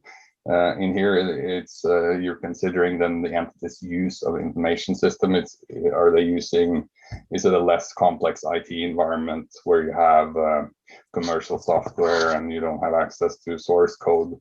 So it's a more plain and less complex IT environment. Or also then on the people involved. Is it a small group of people, or is it a complex and big group of people? The last area here is a new one. Accounting estimates is relevant on each and every financial statement. So we need to include requirements in the standard on how to deal with accounting estimates, but we want to let's say include the basic accounting estimates, not the complex one where it's the high degree of estimation uncertainty, and where there is a huge complexity in the accounting estimates. So we developed a new concept here, where we took we looked at what IFRS have done also. They have on financial instruments, they have a concept where they call basic financial instruments, where they include in IFRS for SMEs some requirements for basic financial instruments so that you can be in that standard, and then you have they could also then use full IFRS if they want for financial instruments, if that's not covered. But what we've done here is include guidance on what could be considered as basic accounting estimates in the standard, and then in an appendix to the standard, appendix number 3, we've included some examples and characteristics of accounting estimates and that are to be considered basic accounting estimates. The whole purpose for including this is to show indicate what kind of estimates that we think that the procedures that we have included in the standard will cover off. As I said, these characteristics are judgmental and not meant to be run through as a checklist. So you need to evaluate them in isolation and combination, and then use your judgment to decide if you're still applicable to use the standard or not. In addition to doing this update to the applicability section, we've reworked it now to be a separate part in the standard, not to be in front of the standard. And the wording is also updated to be more, let's say, standard-like, and we're following more the same structure as IFRS for SME is doing on their part as well. You can move to the next slide, Michelle. The next topic where we will ask your specific input is around reporting. In December, we had a discussion with the board on reporting. If when you prepare your auditor's report, you should refer to, you should state compliance with the ISAs or state compliant with the separate standard, the ISA for LCE. The decision was that the auditor's report should state compliance with the ISA for LCE. So that's what we've continued to work with. Additional to that, we also had a discussion around the standalone nature of the standard. And the decision was that we move forward with this as a standalone standard. So we need to include the requirements that are necessary to perform the audit and arrive at to be able to develop the auditor's report. So we've included requirements on the auditor's report in the standard. An alternative could have been to refer to the ISAs for the reporting section.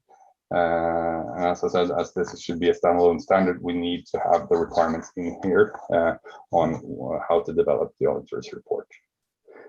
What we have though is, let's say, we've tried to make this, the requirements and the report more appropriate to the circumstances of an audit on LCE, and also the intended users of the auditor's report.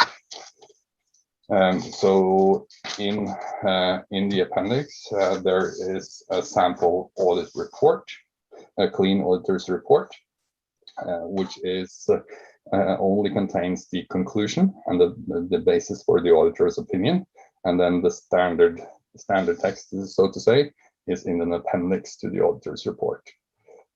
This is based on some feedback that we've gotten that would be more appropriate in the circumstance of the audit of LCEs, and also what the users are looking for.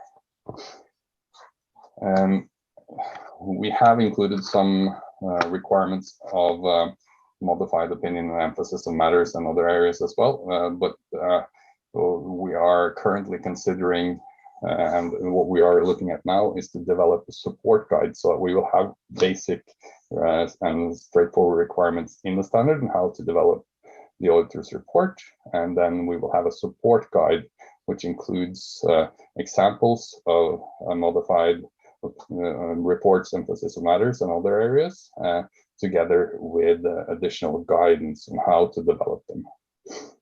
And in many jurisdictions, there are separate auditor reports being created anyhow, with the jurisdictional tailored based on jurisdictions, so that this would be easier then to tailor for them on to develop their own examples as well and include them in the supplemental guide.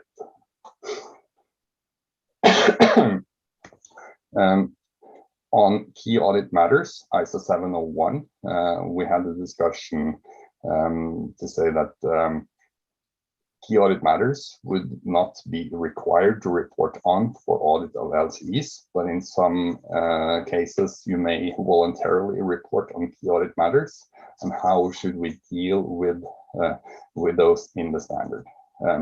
The discussion we had with the board in December, and the decision that the task force has then made going forward, is that since ISA 701 is only a reporting standard and doesn't drive any additional audit procedures, so to say, we now included a requirement in the separate standard to say that if you're voluntarily reporting on key audit matters, you need to comply with ISA 701 for the reporting.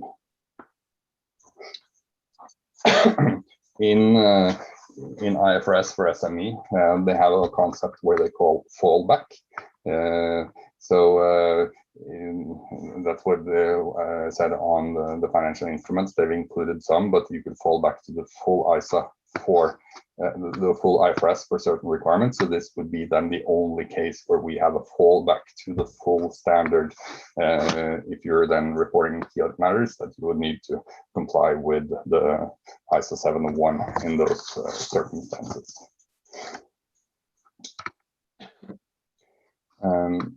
We can then move on to the next slide.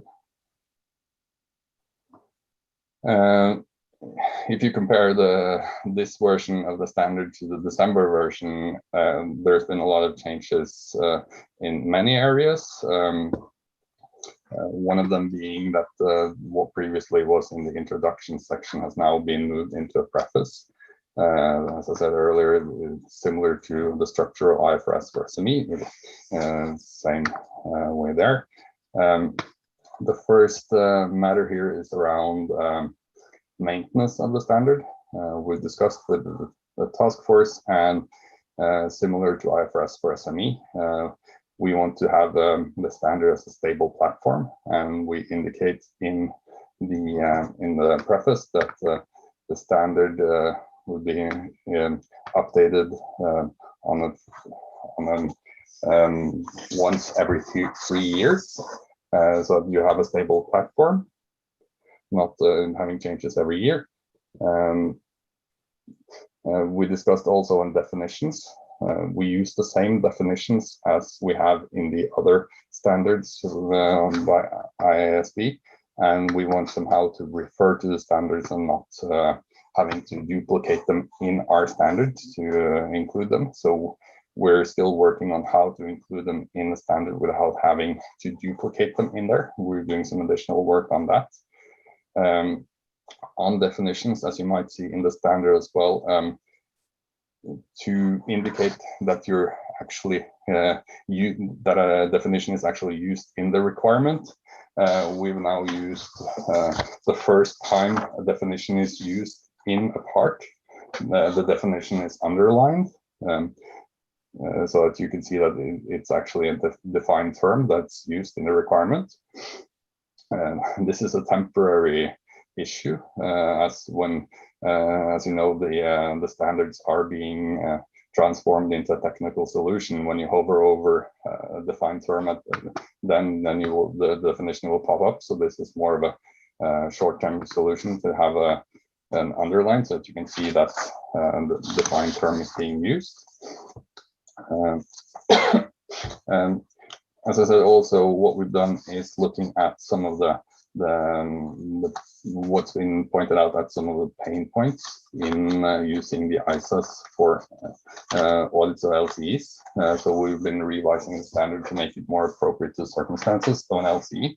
One of those areas is around identifying and assessing risk of material misstatement, new ISO 315. We've received some input from on outreach, so we've tried to re-articulate the requirement, not to change the outcome and the robustness of the requirement, but to make it more focused on the outcome. So it's more direct on what should be accomplished when you perform the procedure, when you comply with the requirement.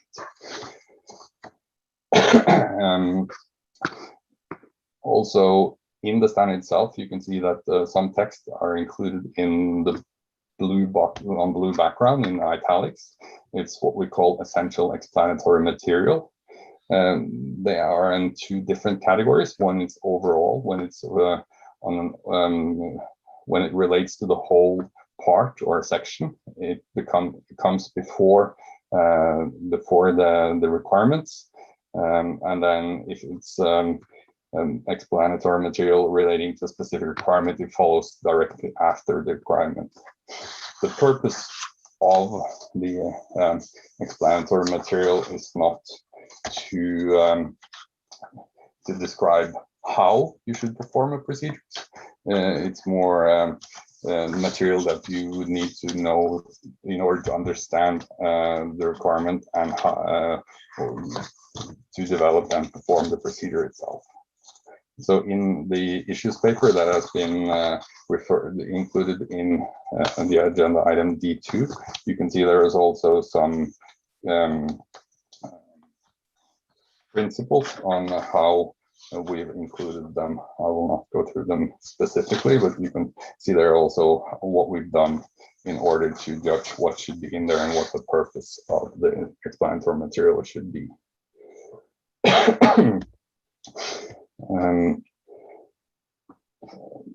The other parts is that around when or if the standard gets released, you need some support guides for application of the standard. I think we referred to this as first time through guide earlier. This is something that we're still working on and trying to involve others to get input on and help on how to prepare this.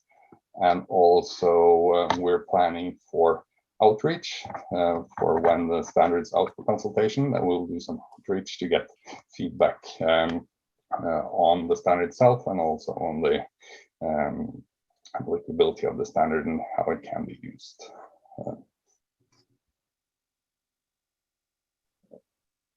Not included in the material that you got is what we call a mapping document.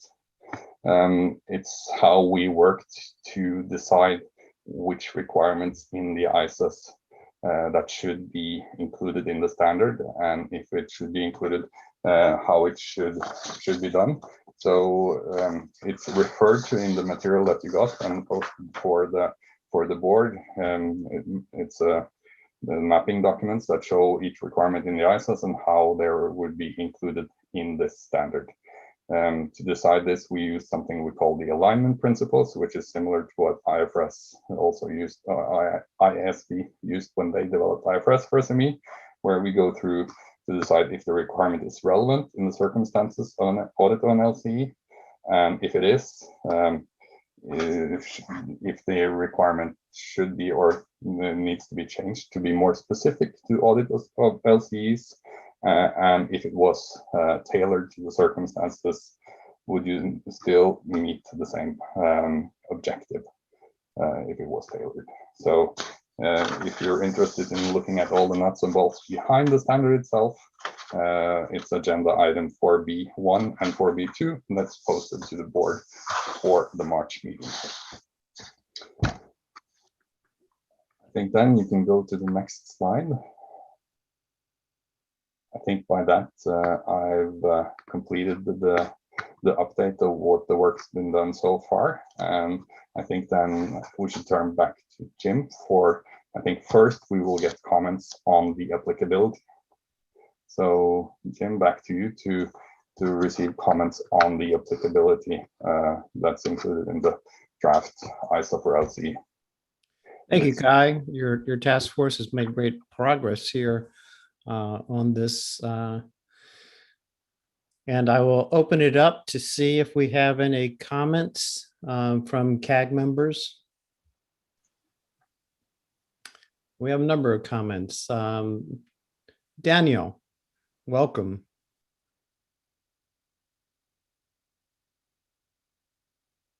Hi, everybody. It's a pleasure to be here again. So I think there's a lot of things to talk about this project. I agree with the approach followed to develop this standard.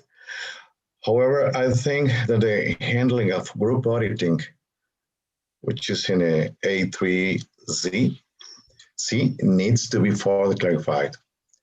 In developing countries, it is very common to find groups made up of SMEs.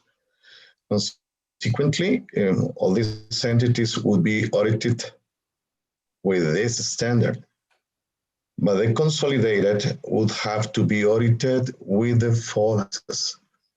I think it would be better if the full access were required to apply when any of the group entities is not an LCE. It's just a comment because there's a lot of points to comment, but initially this one. Thank you very much. Thank you, Daniel. Klaus. Yes, good morning, good afternoon, everyone, and thank you, Kai Morten, for this very good presentation. My point is also on the scoping regarding the group audits, and my view is that it's important to highlight this issue during the consultation. My view is that I would not see that if all the components in a group are themselves falling within the LC concept, there is a reason to scope out also the group audit here. So I think it's a key question to address, as also others have pointed out. Thanks. Thank you. Hilda.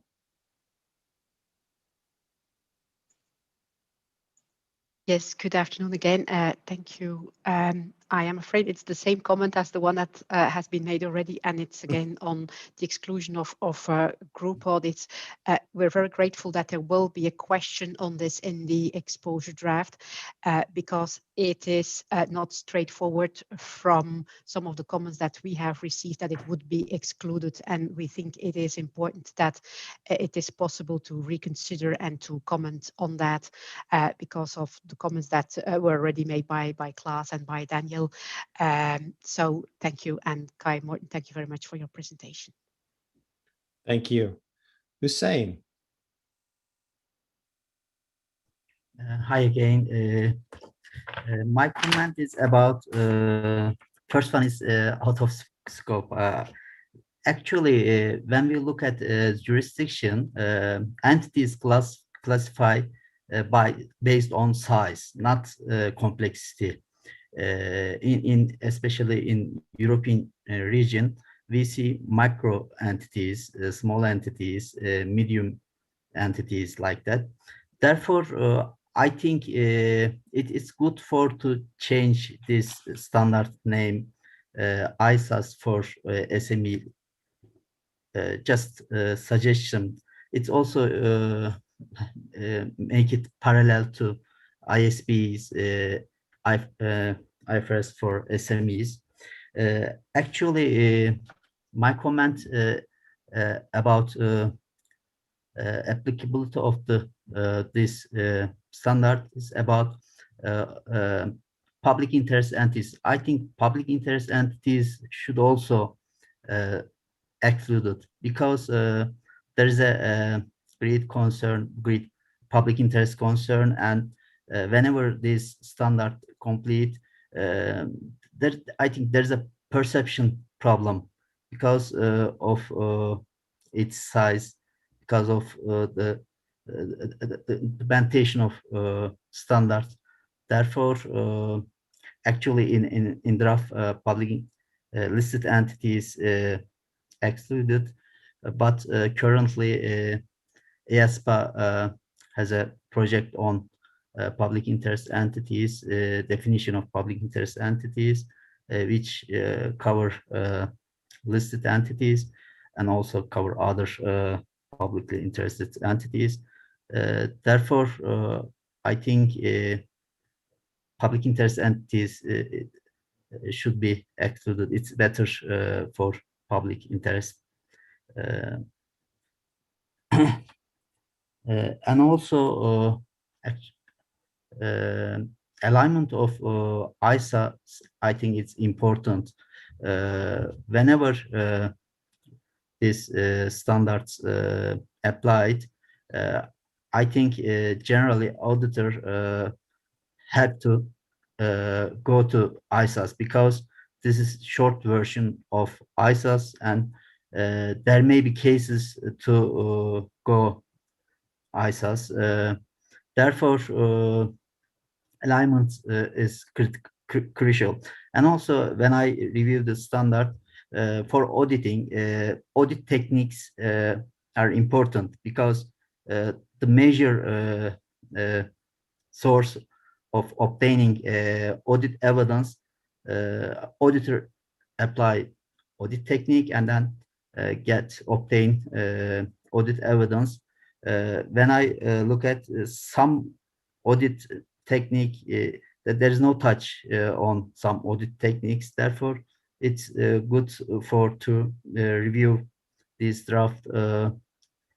Actually, audit technique generally stated in ISAS 500 maybe need some improvement. Thank you. Thank you, Hussein. Aysen. Good afternoon, everybody. And thank you very much, Kai, for a very concise presentation on the development in such an important standard. I think there is, how to say, a very good work, and the speed of progressing is really very good, because it's going too quickly to develop such an important standard. When it comes to the idea of applicability, we support what has been put in the standard. And also with regarding to A3 of the applicability, in addition to the comments that were made with regarding to the audit of group of financial statements, which means that there will be a much more alignment between the two standards.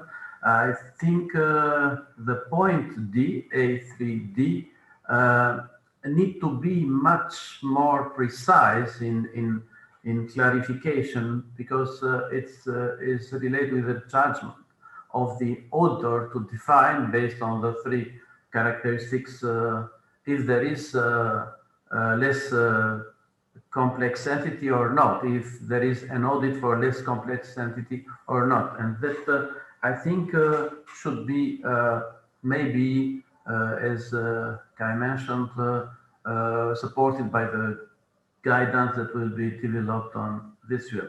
But to stay with this point, we think that there is a very good job or work done so far. Thank you. Thank you, Heisen. Kai, we have a number of hands up, and I want to be sure to get to all of them. Do you want to respond to some of the comments thus far, or would you like me to continue on?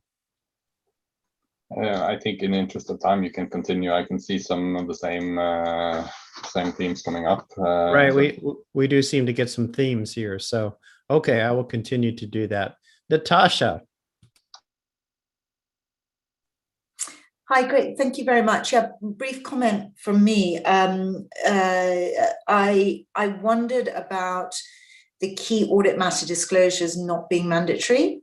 You mentioned, of course, this is just a disclosure issue. It doesn't require any additional audit procedures. Hopefully all that work is being done.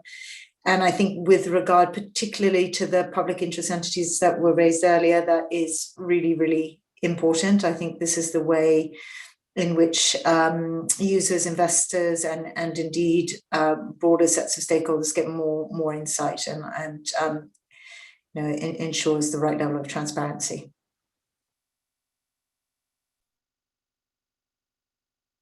Thank you, Natasha.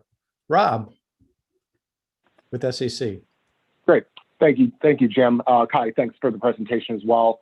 I'll raise a brief comment just around the scope, and obviously scope is important, and it should be limited to not affect the capital markets. And to reiterate the point, just voice my support around the monitoring of the IAASB CAG project. I also think that should be considered when the group goes towards finalizing the scope of the standard. So thank you very much again. Thank you, Rob. Greg. Thanks, Jim, and hello, everyone.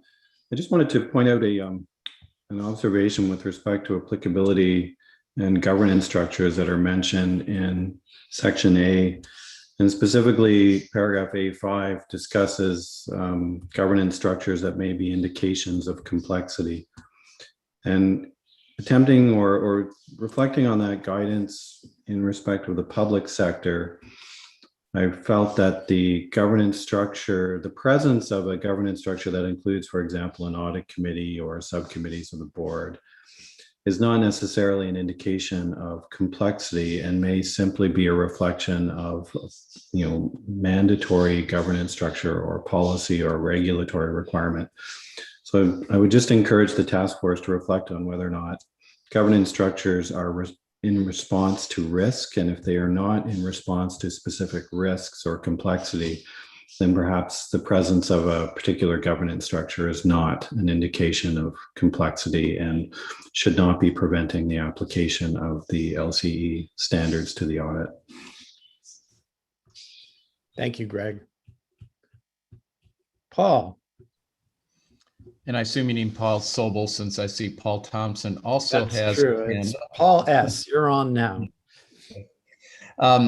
First of all, Kai, good job. I'm really, impressed with the direction this is headed. A lot of the good things that have been covered and the recommendations that have been made in the past seem to be included.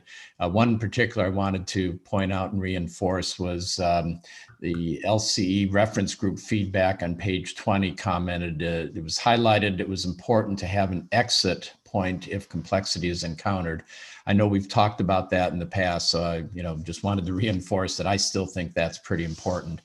Another comment from the LC reference group, it was actually kind of, I'm going to comment on it in the opposite way. It mentioned that one jurisdiction also mandates the use of internal audit to certain entities. In that case, this wouldn't apply, which I understand, but it got me thinking that reflecting on ISO 610, that for less complex entities, this may be the ideal time to place maybe more reliance on internal audit, again, in conformance with ISO 610.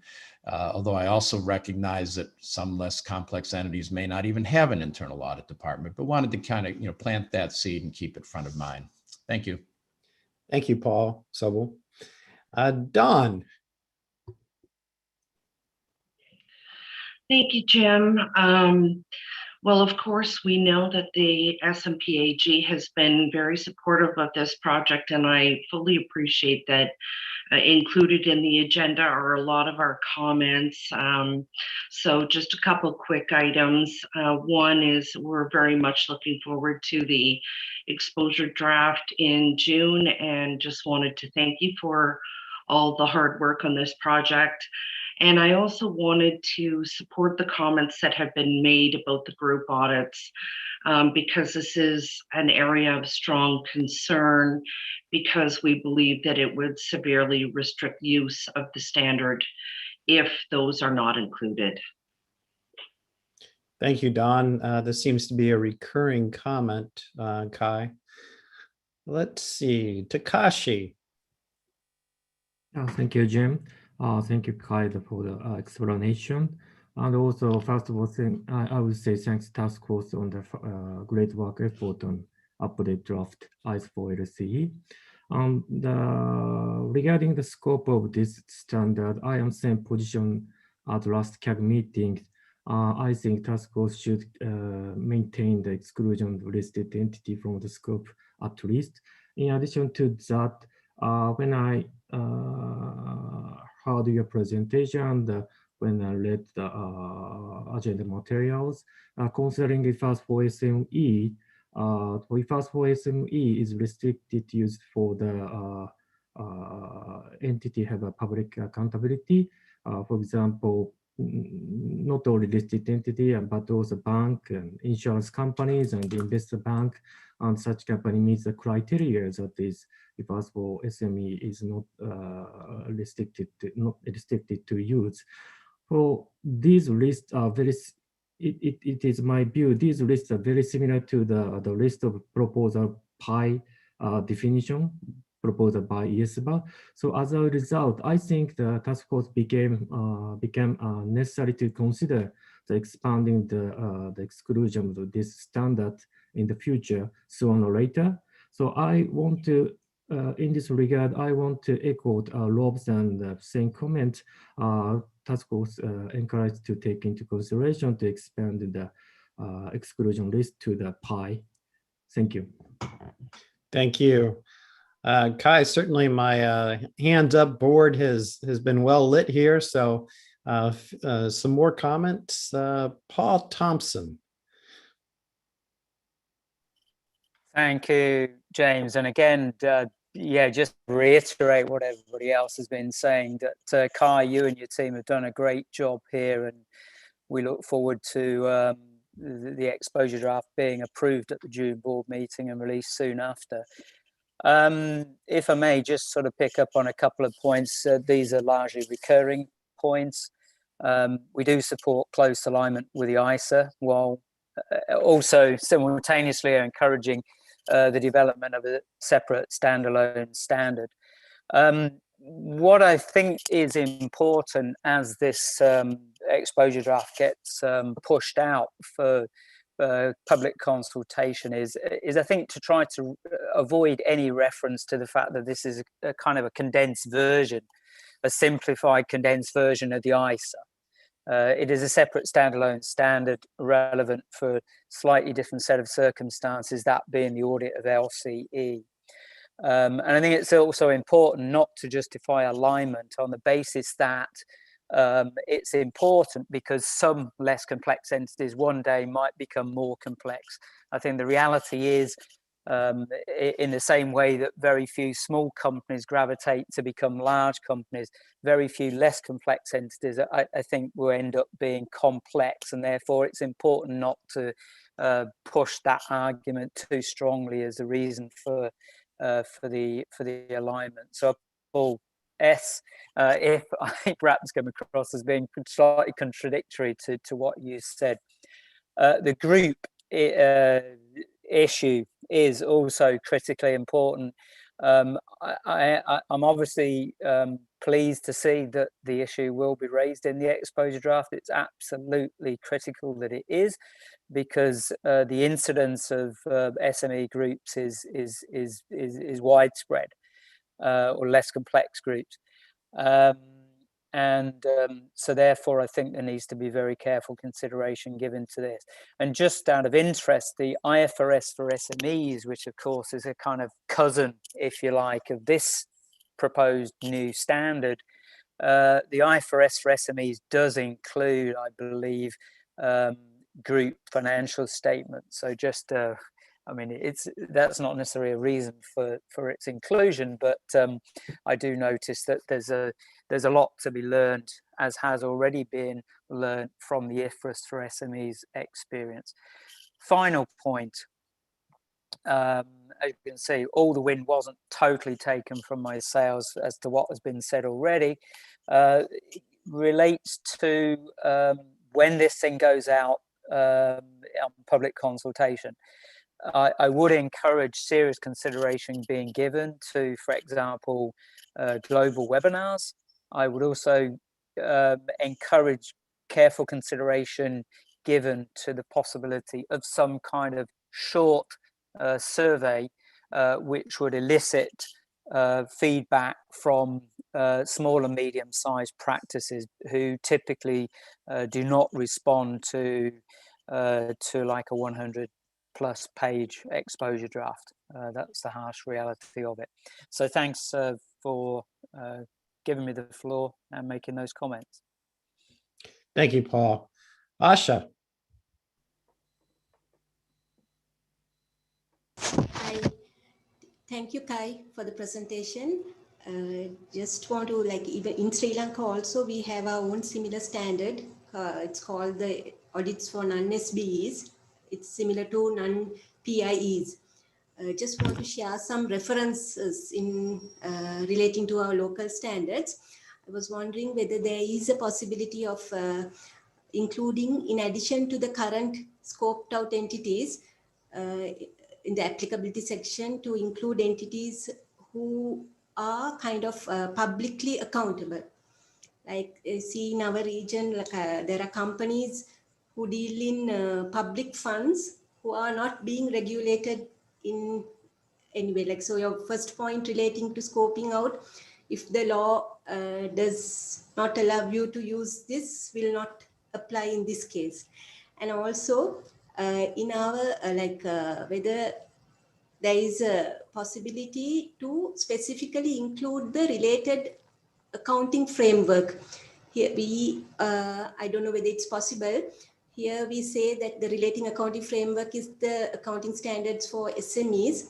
So that is also a suggestion. And also, I'm also of the same similar stand relating to the group financial statements with the other commenters. Thank you.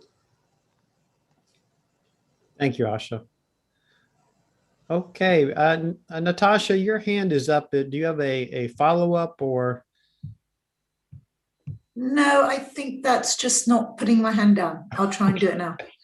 Very well. Let's see. Shigeo. Thank you very much. I also want to express appreciation for the presentation. The PIOB welcomes this project to explore the needs for the needs and concerns for the LCEs. And We believe that the scope of the standards should be sufficiently restricted and limited, and the standards should ensure high quality audits. So I'm happy to support the overall direction of the work, which remains responsive to the public interest. And we certainly look forward to seeing further progress in a timely manner. Thank you. Thank you, Shigeo.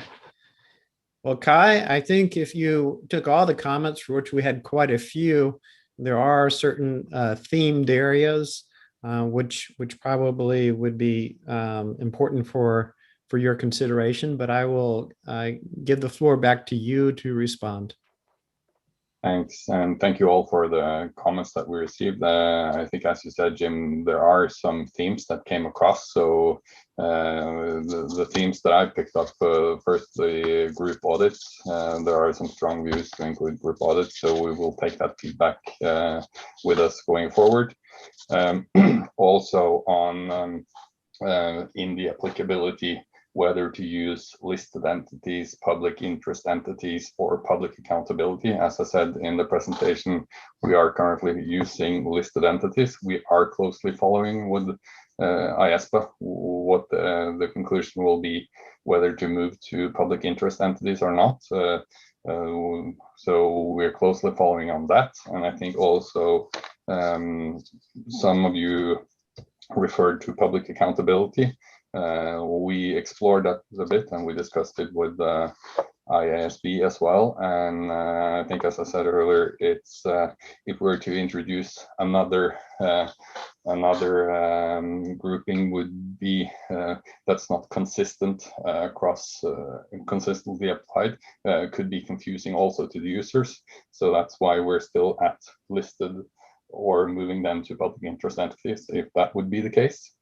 We also heard some comments on jurisdictions could further evolve on the applicability, and there is as described in the preface as well, the jurisdictions can add things to the applicability checklist. So if there are specific areas they want to include, they can have that in there and add that in.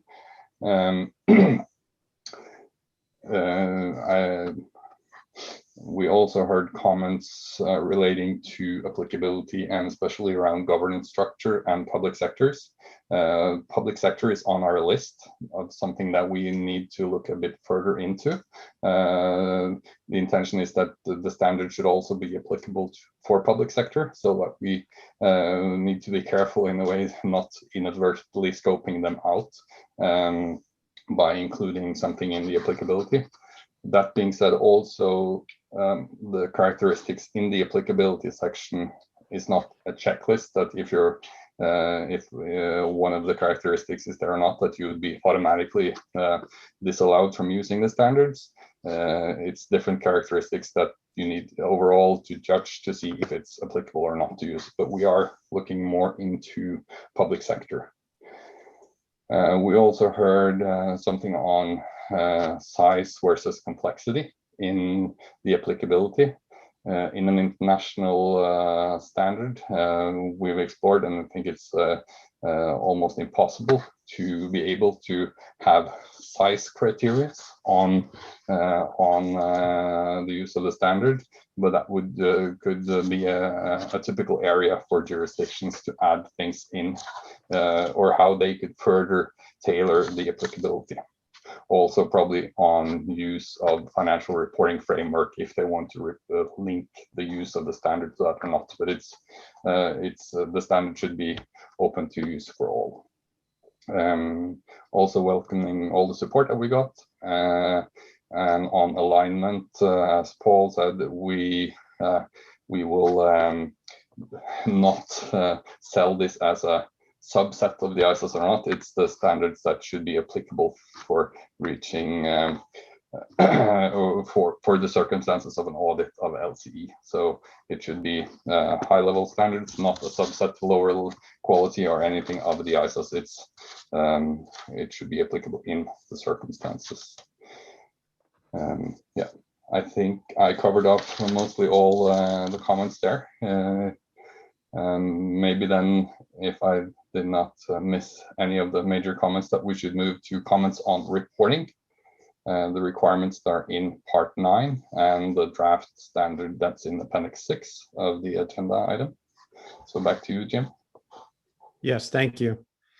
I'll open it up to see if there are any comments in this particular area. Give everyone a second to respond, Kai.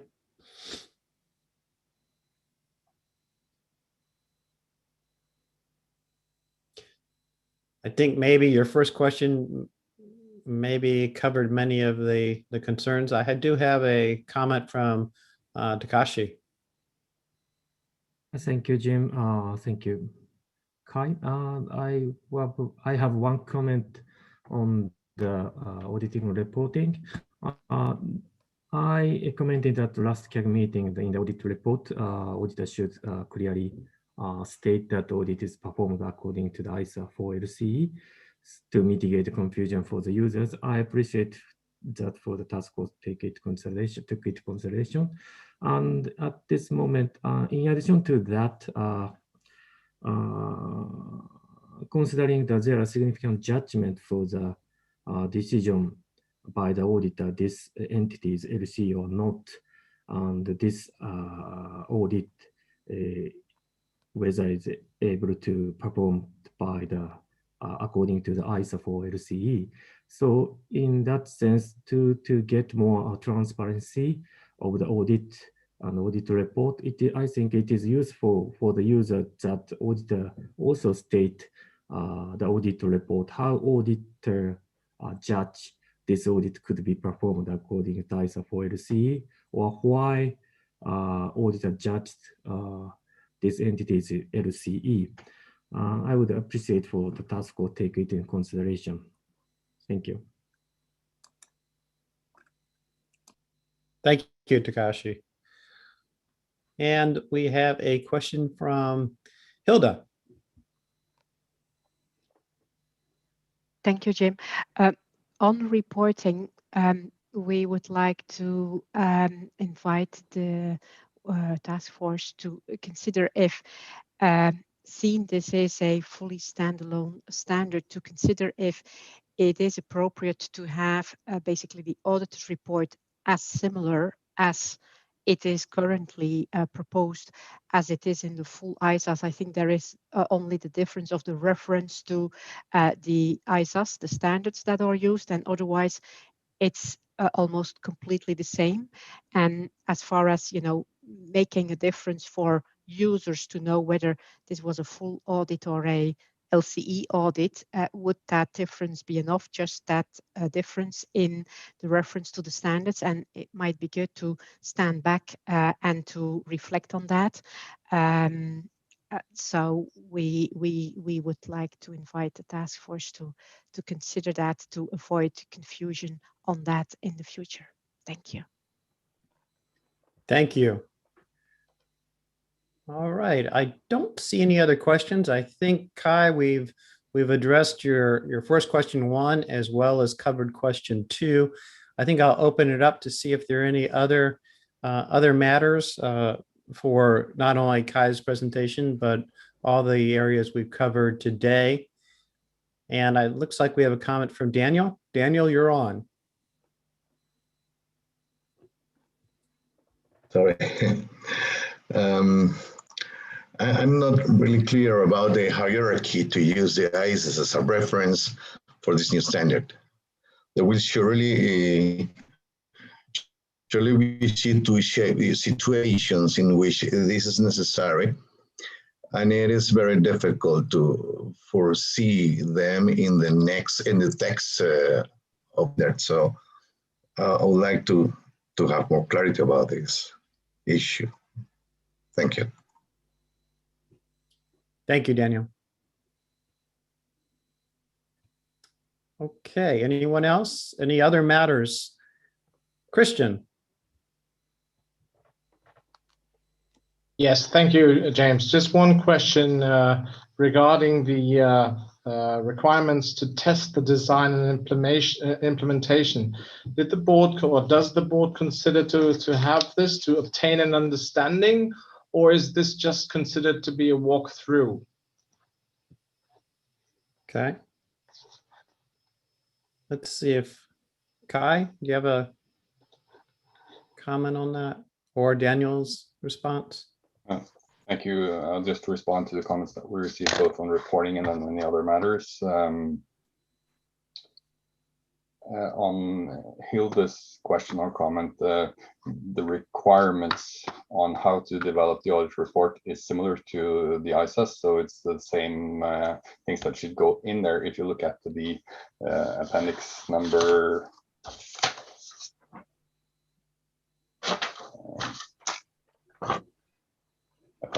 something, appendix number 6. There is illustrative auditor's report, which then only consists of the first page in the opinion and the basis of opinion, and then you have the standardized text as an appendix to the standard. So it looks different than the ISO report. I think though, as I said earlier, it's the same requirements as in the ISO, so you could use ISO style report, or you could use something similar to this if that's where we end up. So this is just to illustrate it could be different than what you have in the ISOs, but we'll look further into that as well. On the hierarchy to the ISOs, we had a discussion on this with the board in December, and the view is that it is a separate standard, so you should not need to refer to the ISOs for the requirements necessary to reach the necessary assurance for the auditor's opinion. All the requirements should be included in the standard, and you should not need to refer to the ISAs for requirements. Though there are a lot of good support material in the ISAs, so we will look more into how we can utilize that going forward, not having formal references back to the ISAs. So, but this is a separate standard, and that is what it's judged to. On your question, Christian, on ISO 315, it's just we haven't changed the requirements or the specific requirement or what the level of work that you need to do in order to identify and assess the risk of material misstatements, but we rephrase them so that they're more direct and then would reach the same outcome.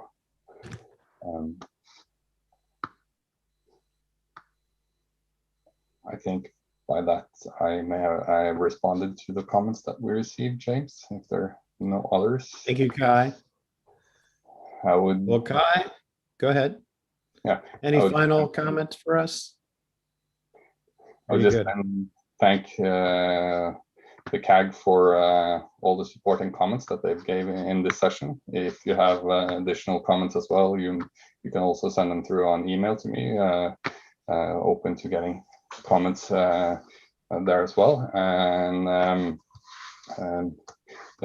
similar to what the support we heard, we also look forward to June. So the ED. As you all indicated, this is a massive project. It's covering all the content of all the ISAs in one project. So I'll just I can't appreciate enough the amount of support I also get from Bev and on the development of the standard here. So thank you very much again, Bev, for all the support in the development here. And also, as Tom said, we have a reference group here. And the reference group gives us really good input through the development, and it helps us being able to develop the standard and hopefully then reach the expectations of what should go out when we are at ED stage. Thank you, Kai. And thank you for presenting to the CAG. This has been another topic where we have keen interest, and I thought we had very good feedback and comments for you. So with that, and almost perfect timing, Kai, we're going to move on to our last session for today, and that's a report back from Billy on quality management. And Billy, I'll give you a second to come in here. Thank you, Jim. Luckily, all the difficult topics have been done. So let's see if we can conclude the session on a high note. We are talking to agenda item E, which is the report backs on the quality management standards. So as this group will remember that the last time we talked to you about the quality management standards was in September last year, and that was immediately preceding our September IAASB meeting, where you're all aware that we've approved the 3 quality management standards. You will also remember that going into the COVID lockdown in March last year, we had to recalibrate our work plan a little bit, and that resulted in us pushing out the approval meeting for the QM standards that was originally scheduled for June last year to September 2020.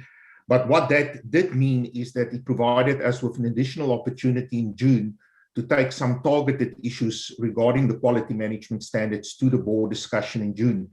That is also what we did in relation to QM1 and ISA 220, which actually put us on a very good path to the approval at the September meeting, where nearly all the substantive issues were already settled before we went into the September approvals meeting. So as you are aware, at the September meeting, the 3 QM standards were approved. The PIOB subsequently had their meeting on December 14, where they also approved the due process that was followed in the development of these standards. And subsequently on December 17, we published the 3 QM standards, the final versions of those standards.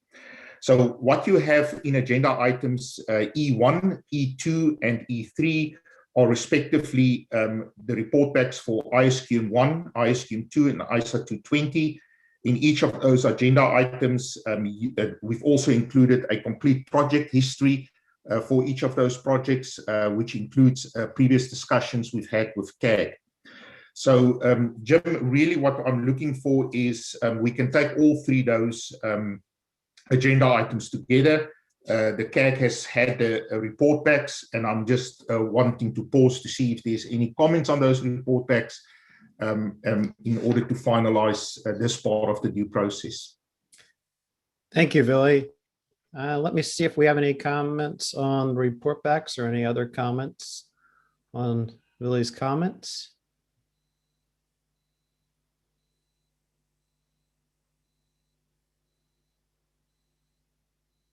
Billy, I think we do not have any additional comments. And so any other perspectives? No, thank you. Thank you very much, Jim. And thank you for the CAG representatives. I think, since we started this work on improving or enhancing quality back in 2015 with the ITC that was issued, this group has throughout provided us with very, very good comments, which I think in the end certainly contributed to the robustness of the product that we delivered in September last year. And we are also obviously very confident that this suite of quality management standards will have a major impact in terms of quality management at the firm level and at the engagement level. So thank you again very much for CAG's part in this successful projects, in these successful projects. Thank you, Jim. Great. Thank you. And as I said before, we've had some very good comments this morning, our first morning. And this will actually conclude our day 1. We will move to day 2 tomorrow. For those on the East Coast, that will be in the afternoon.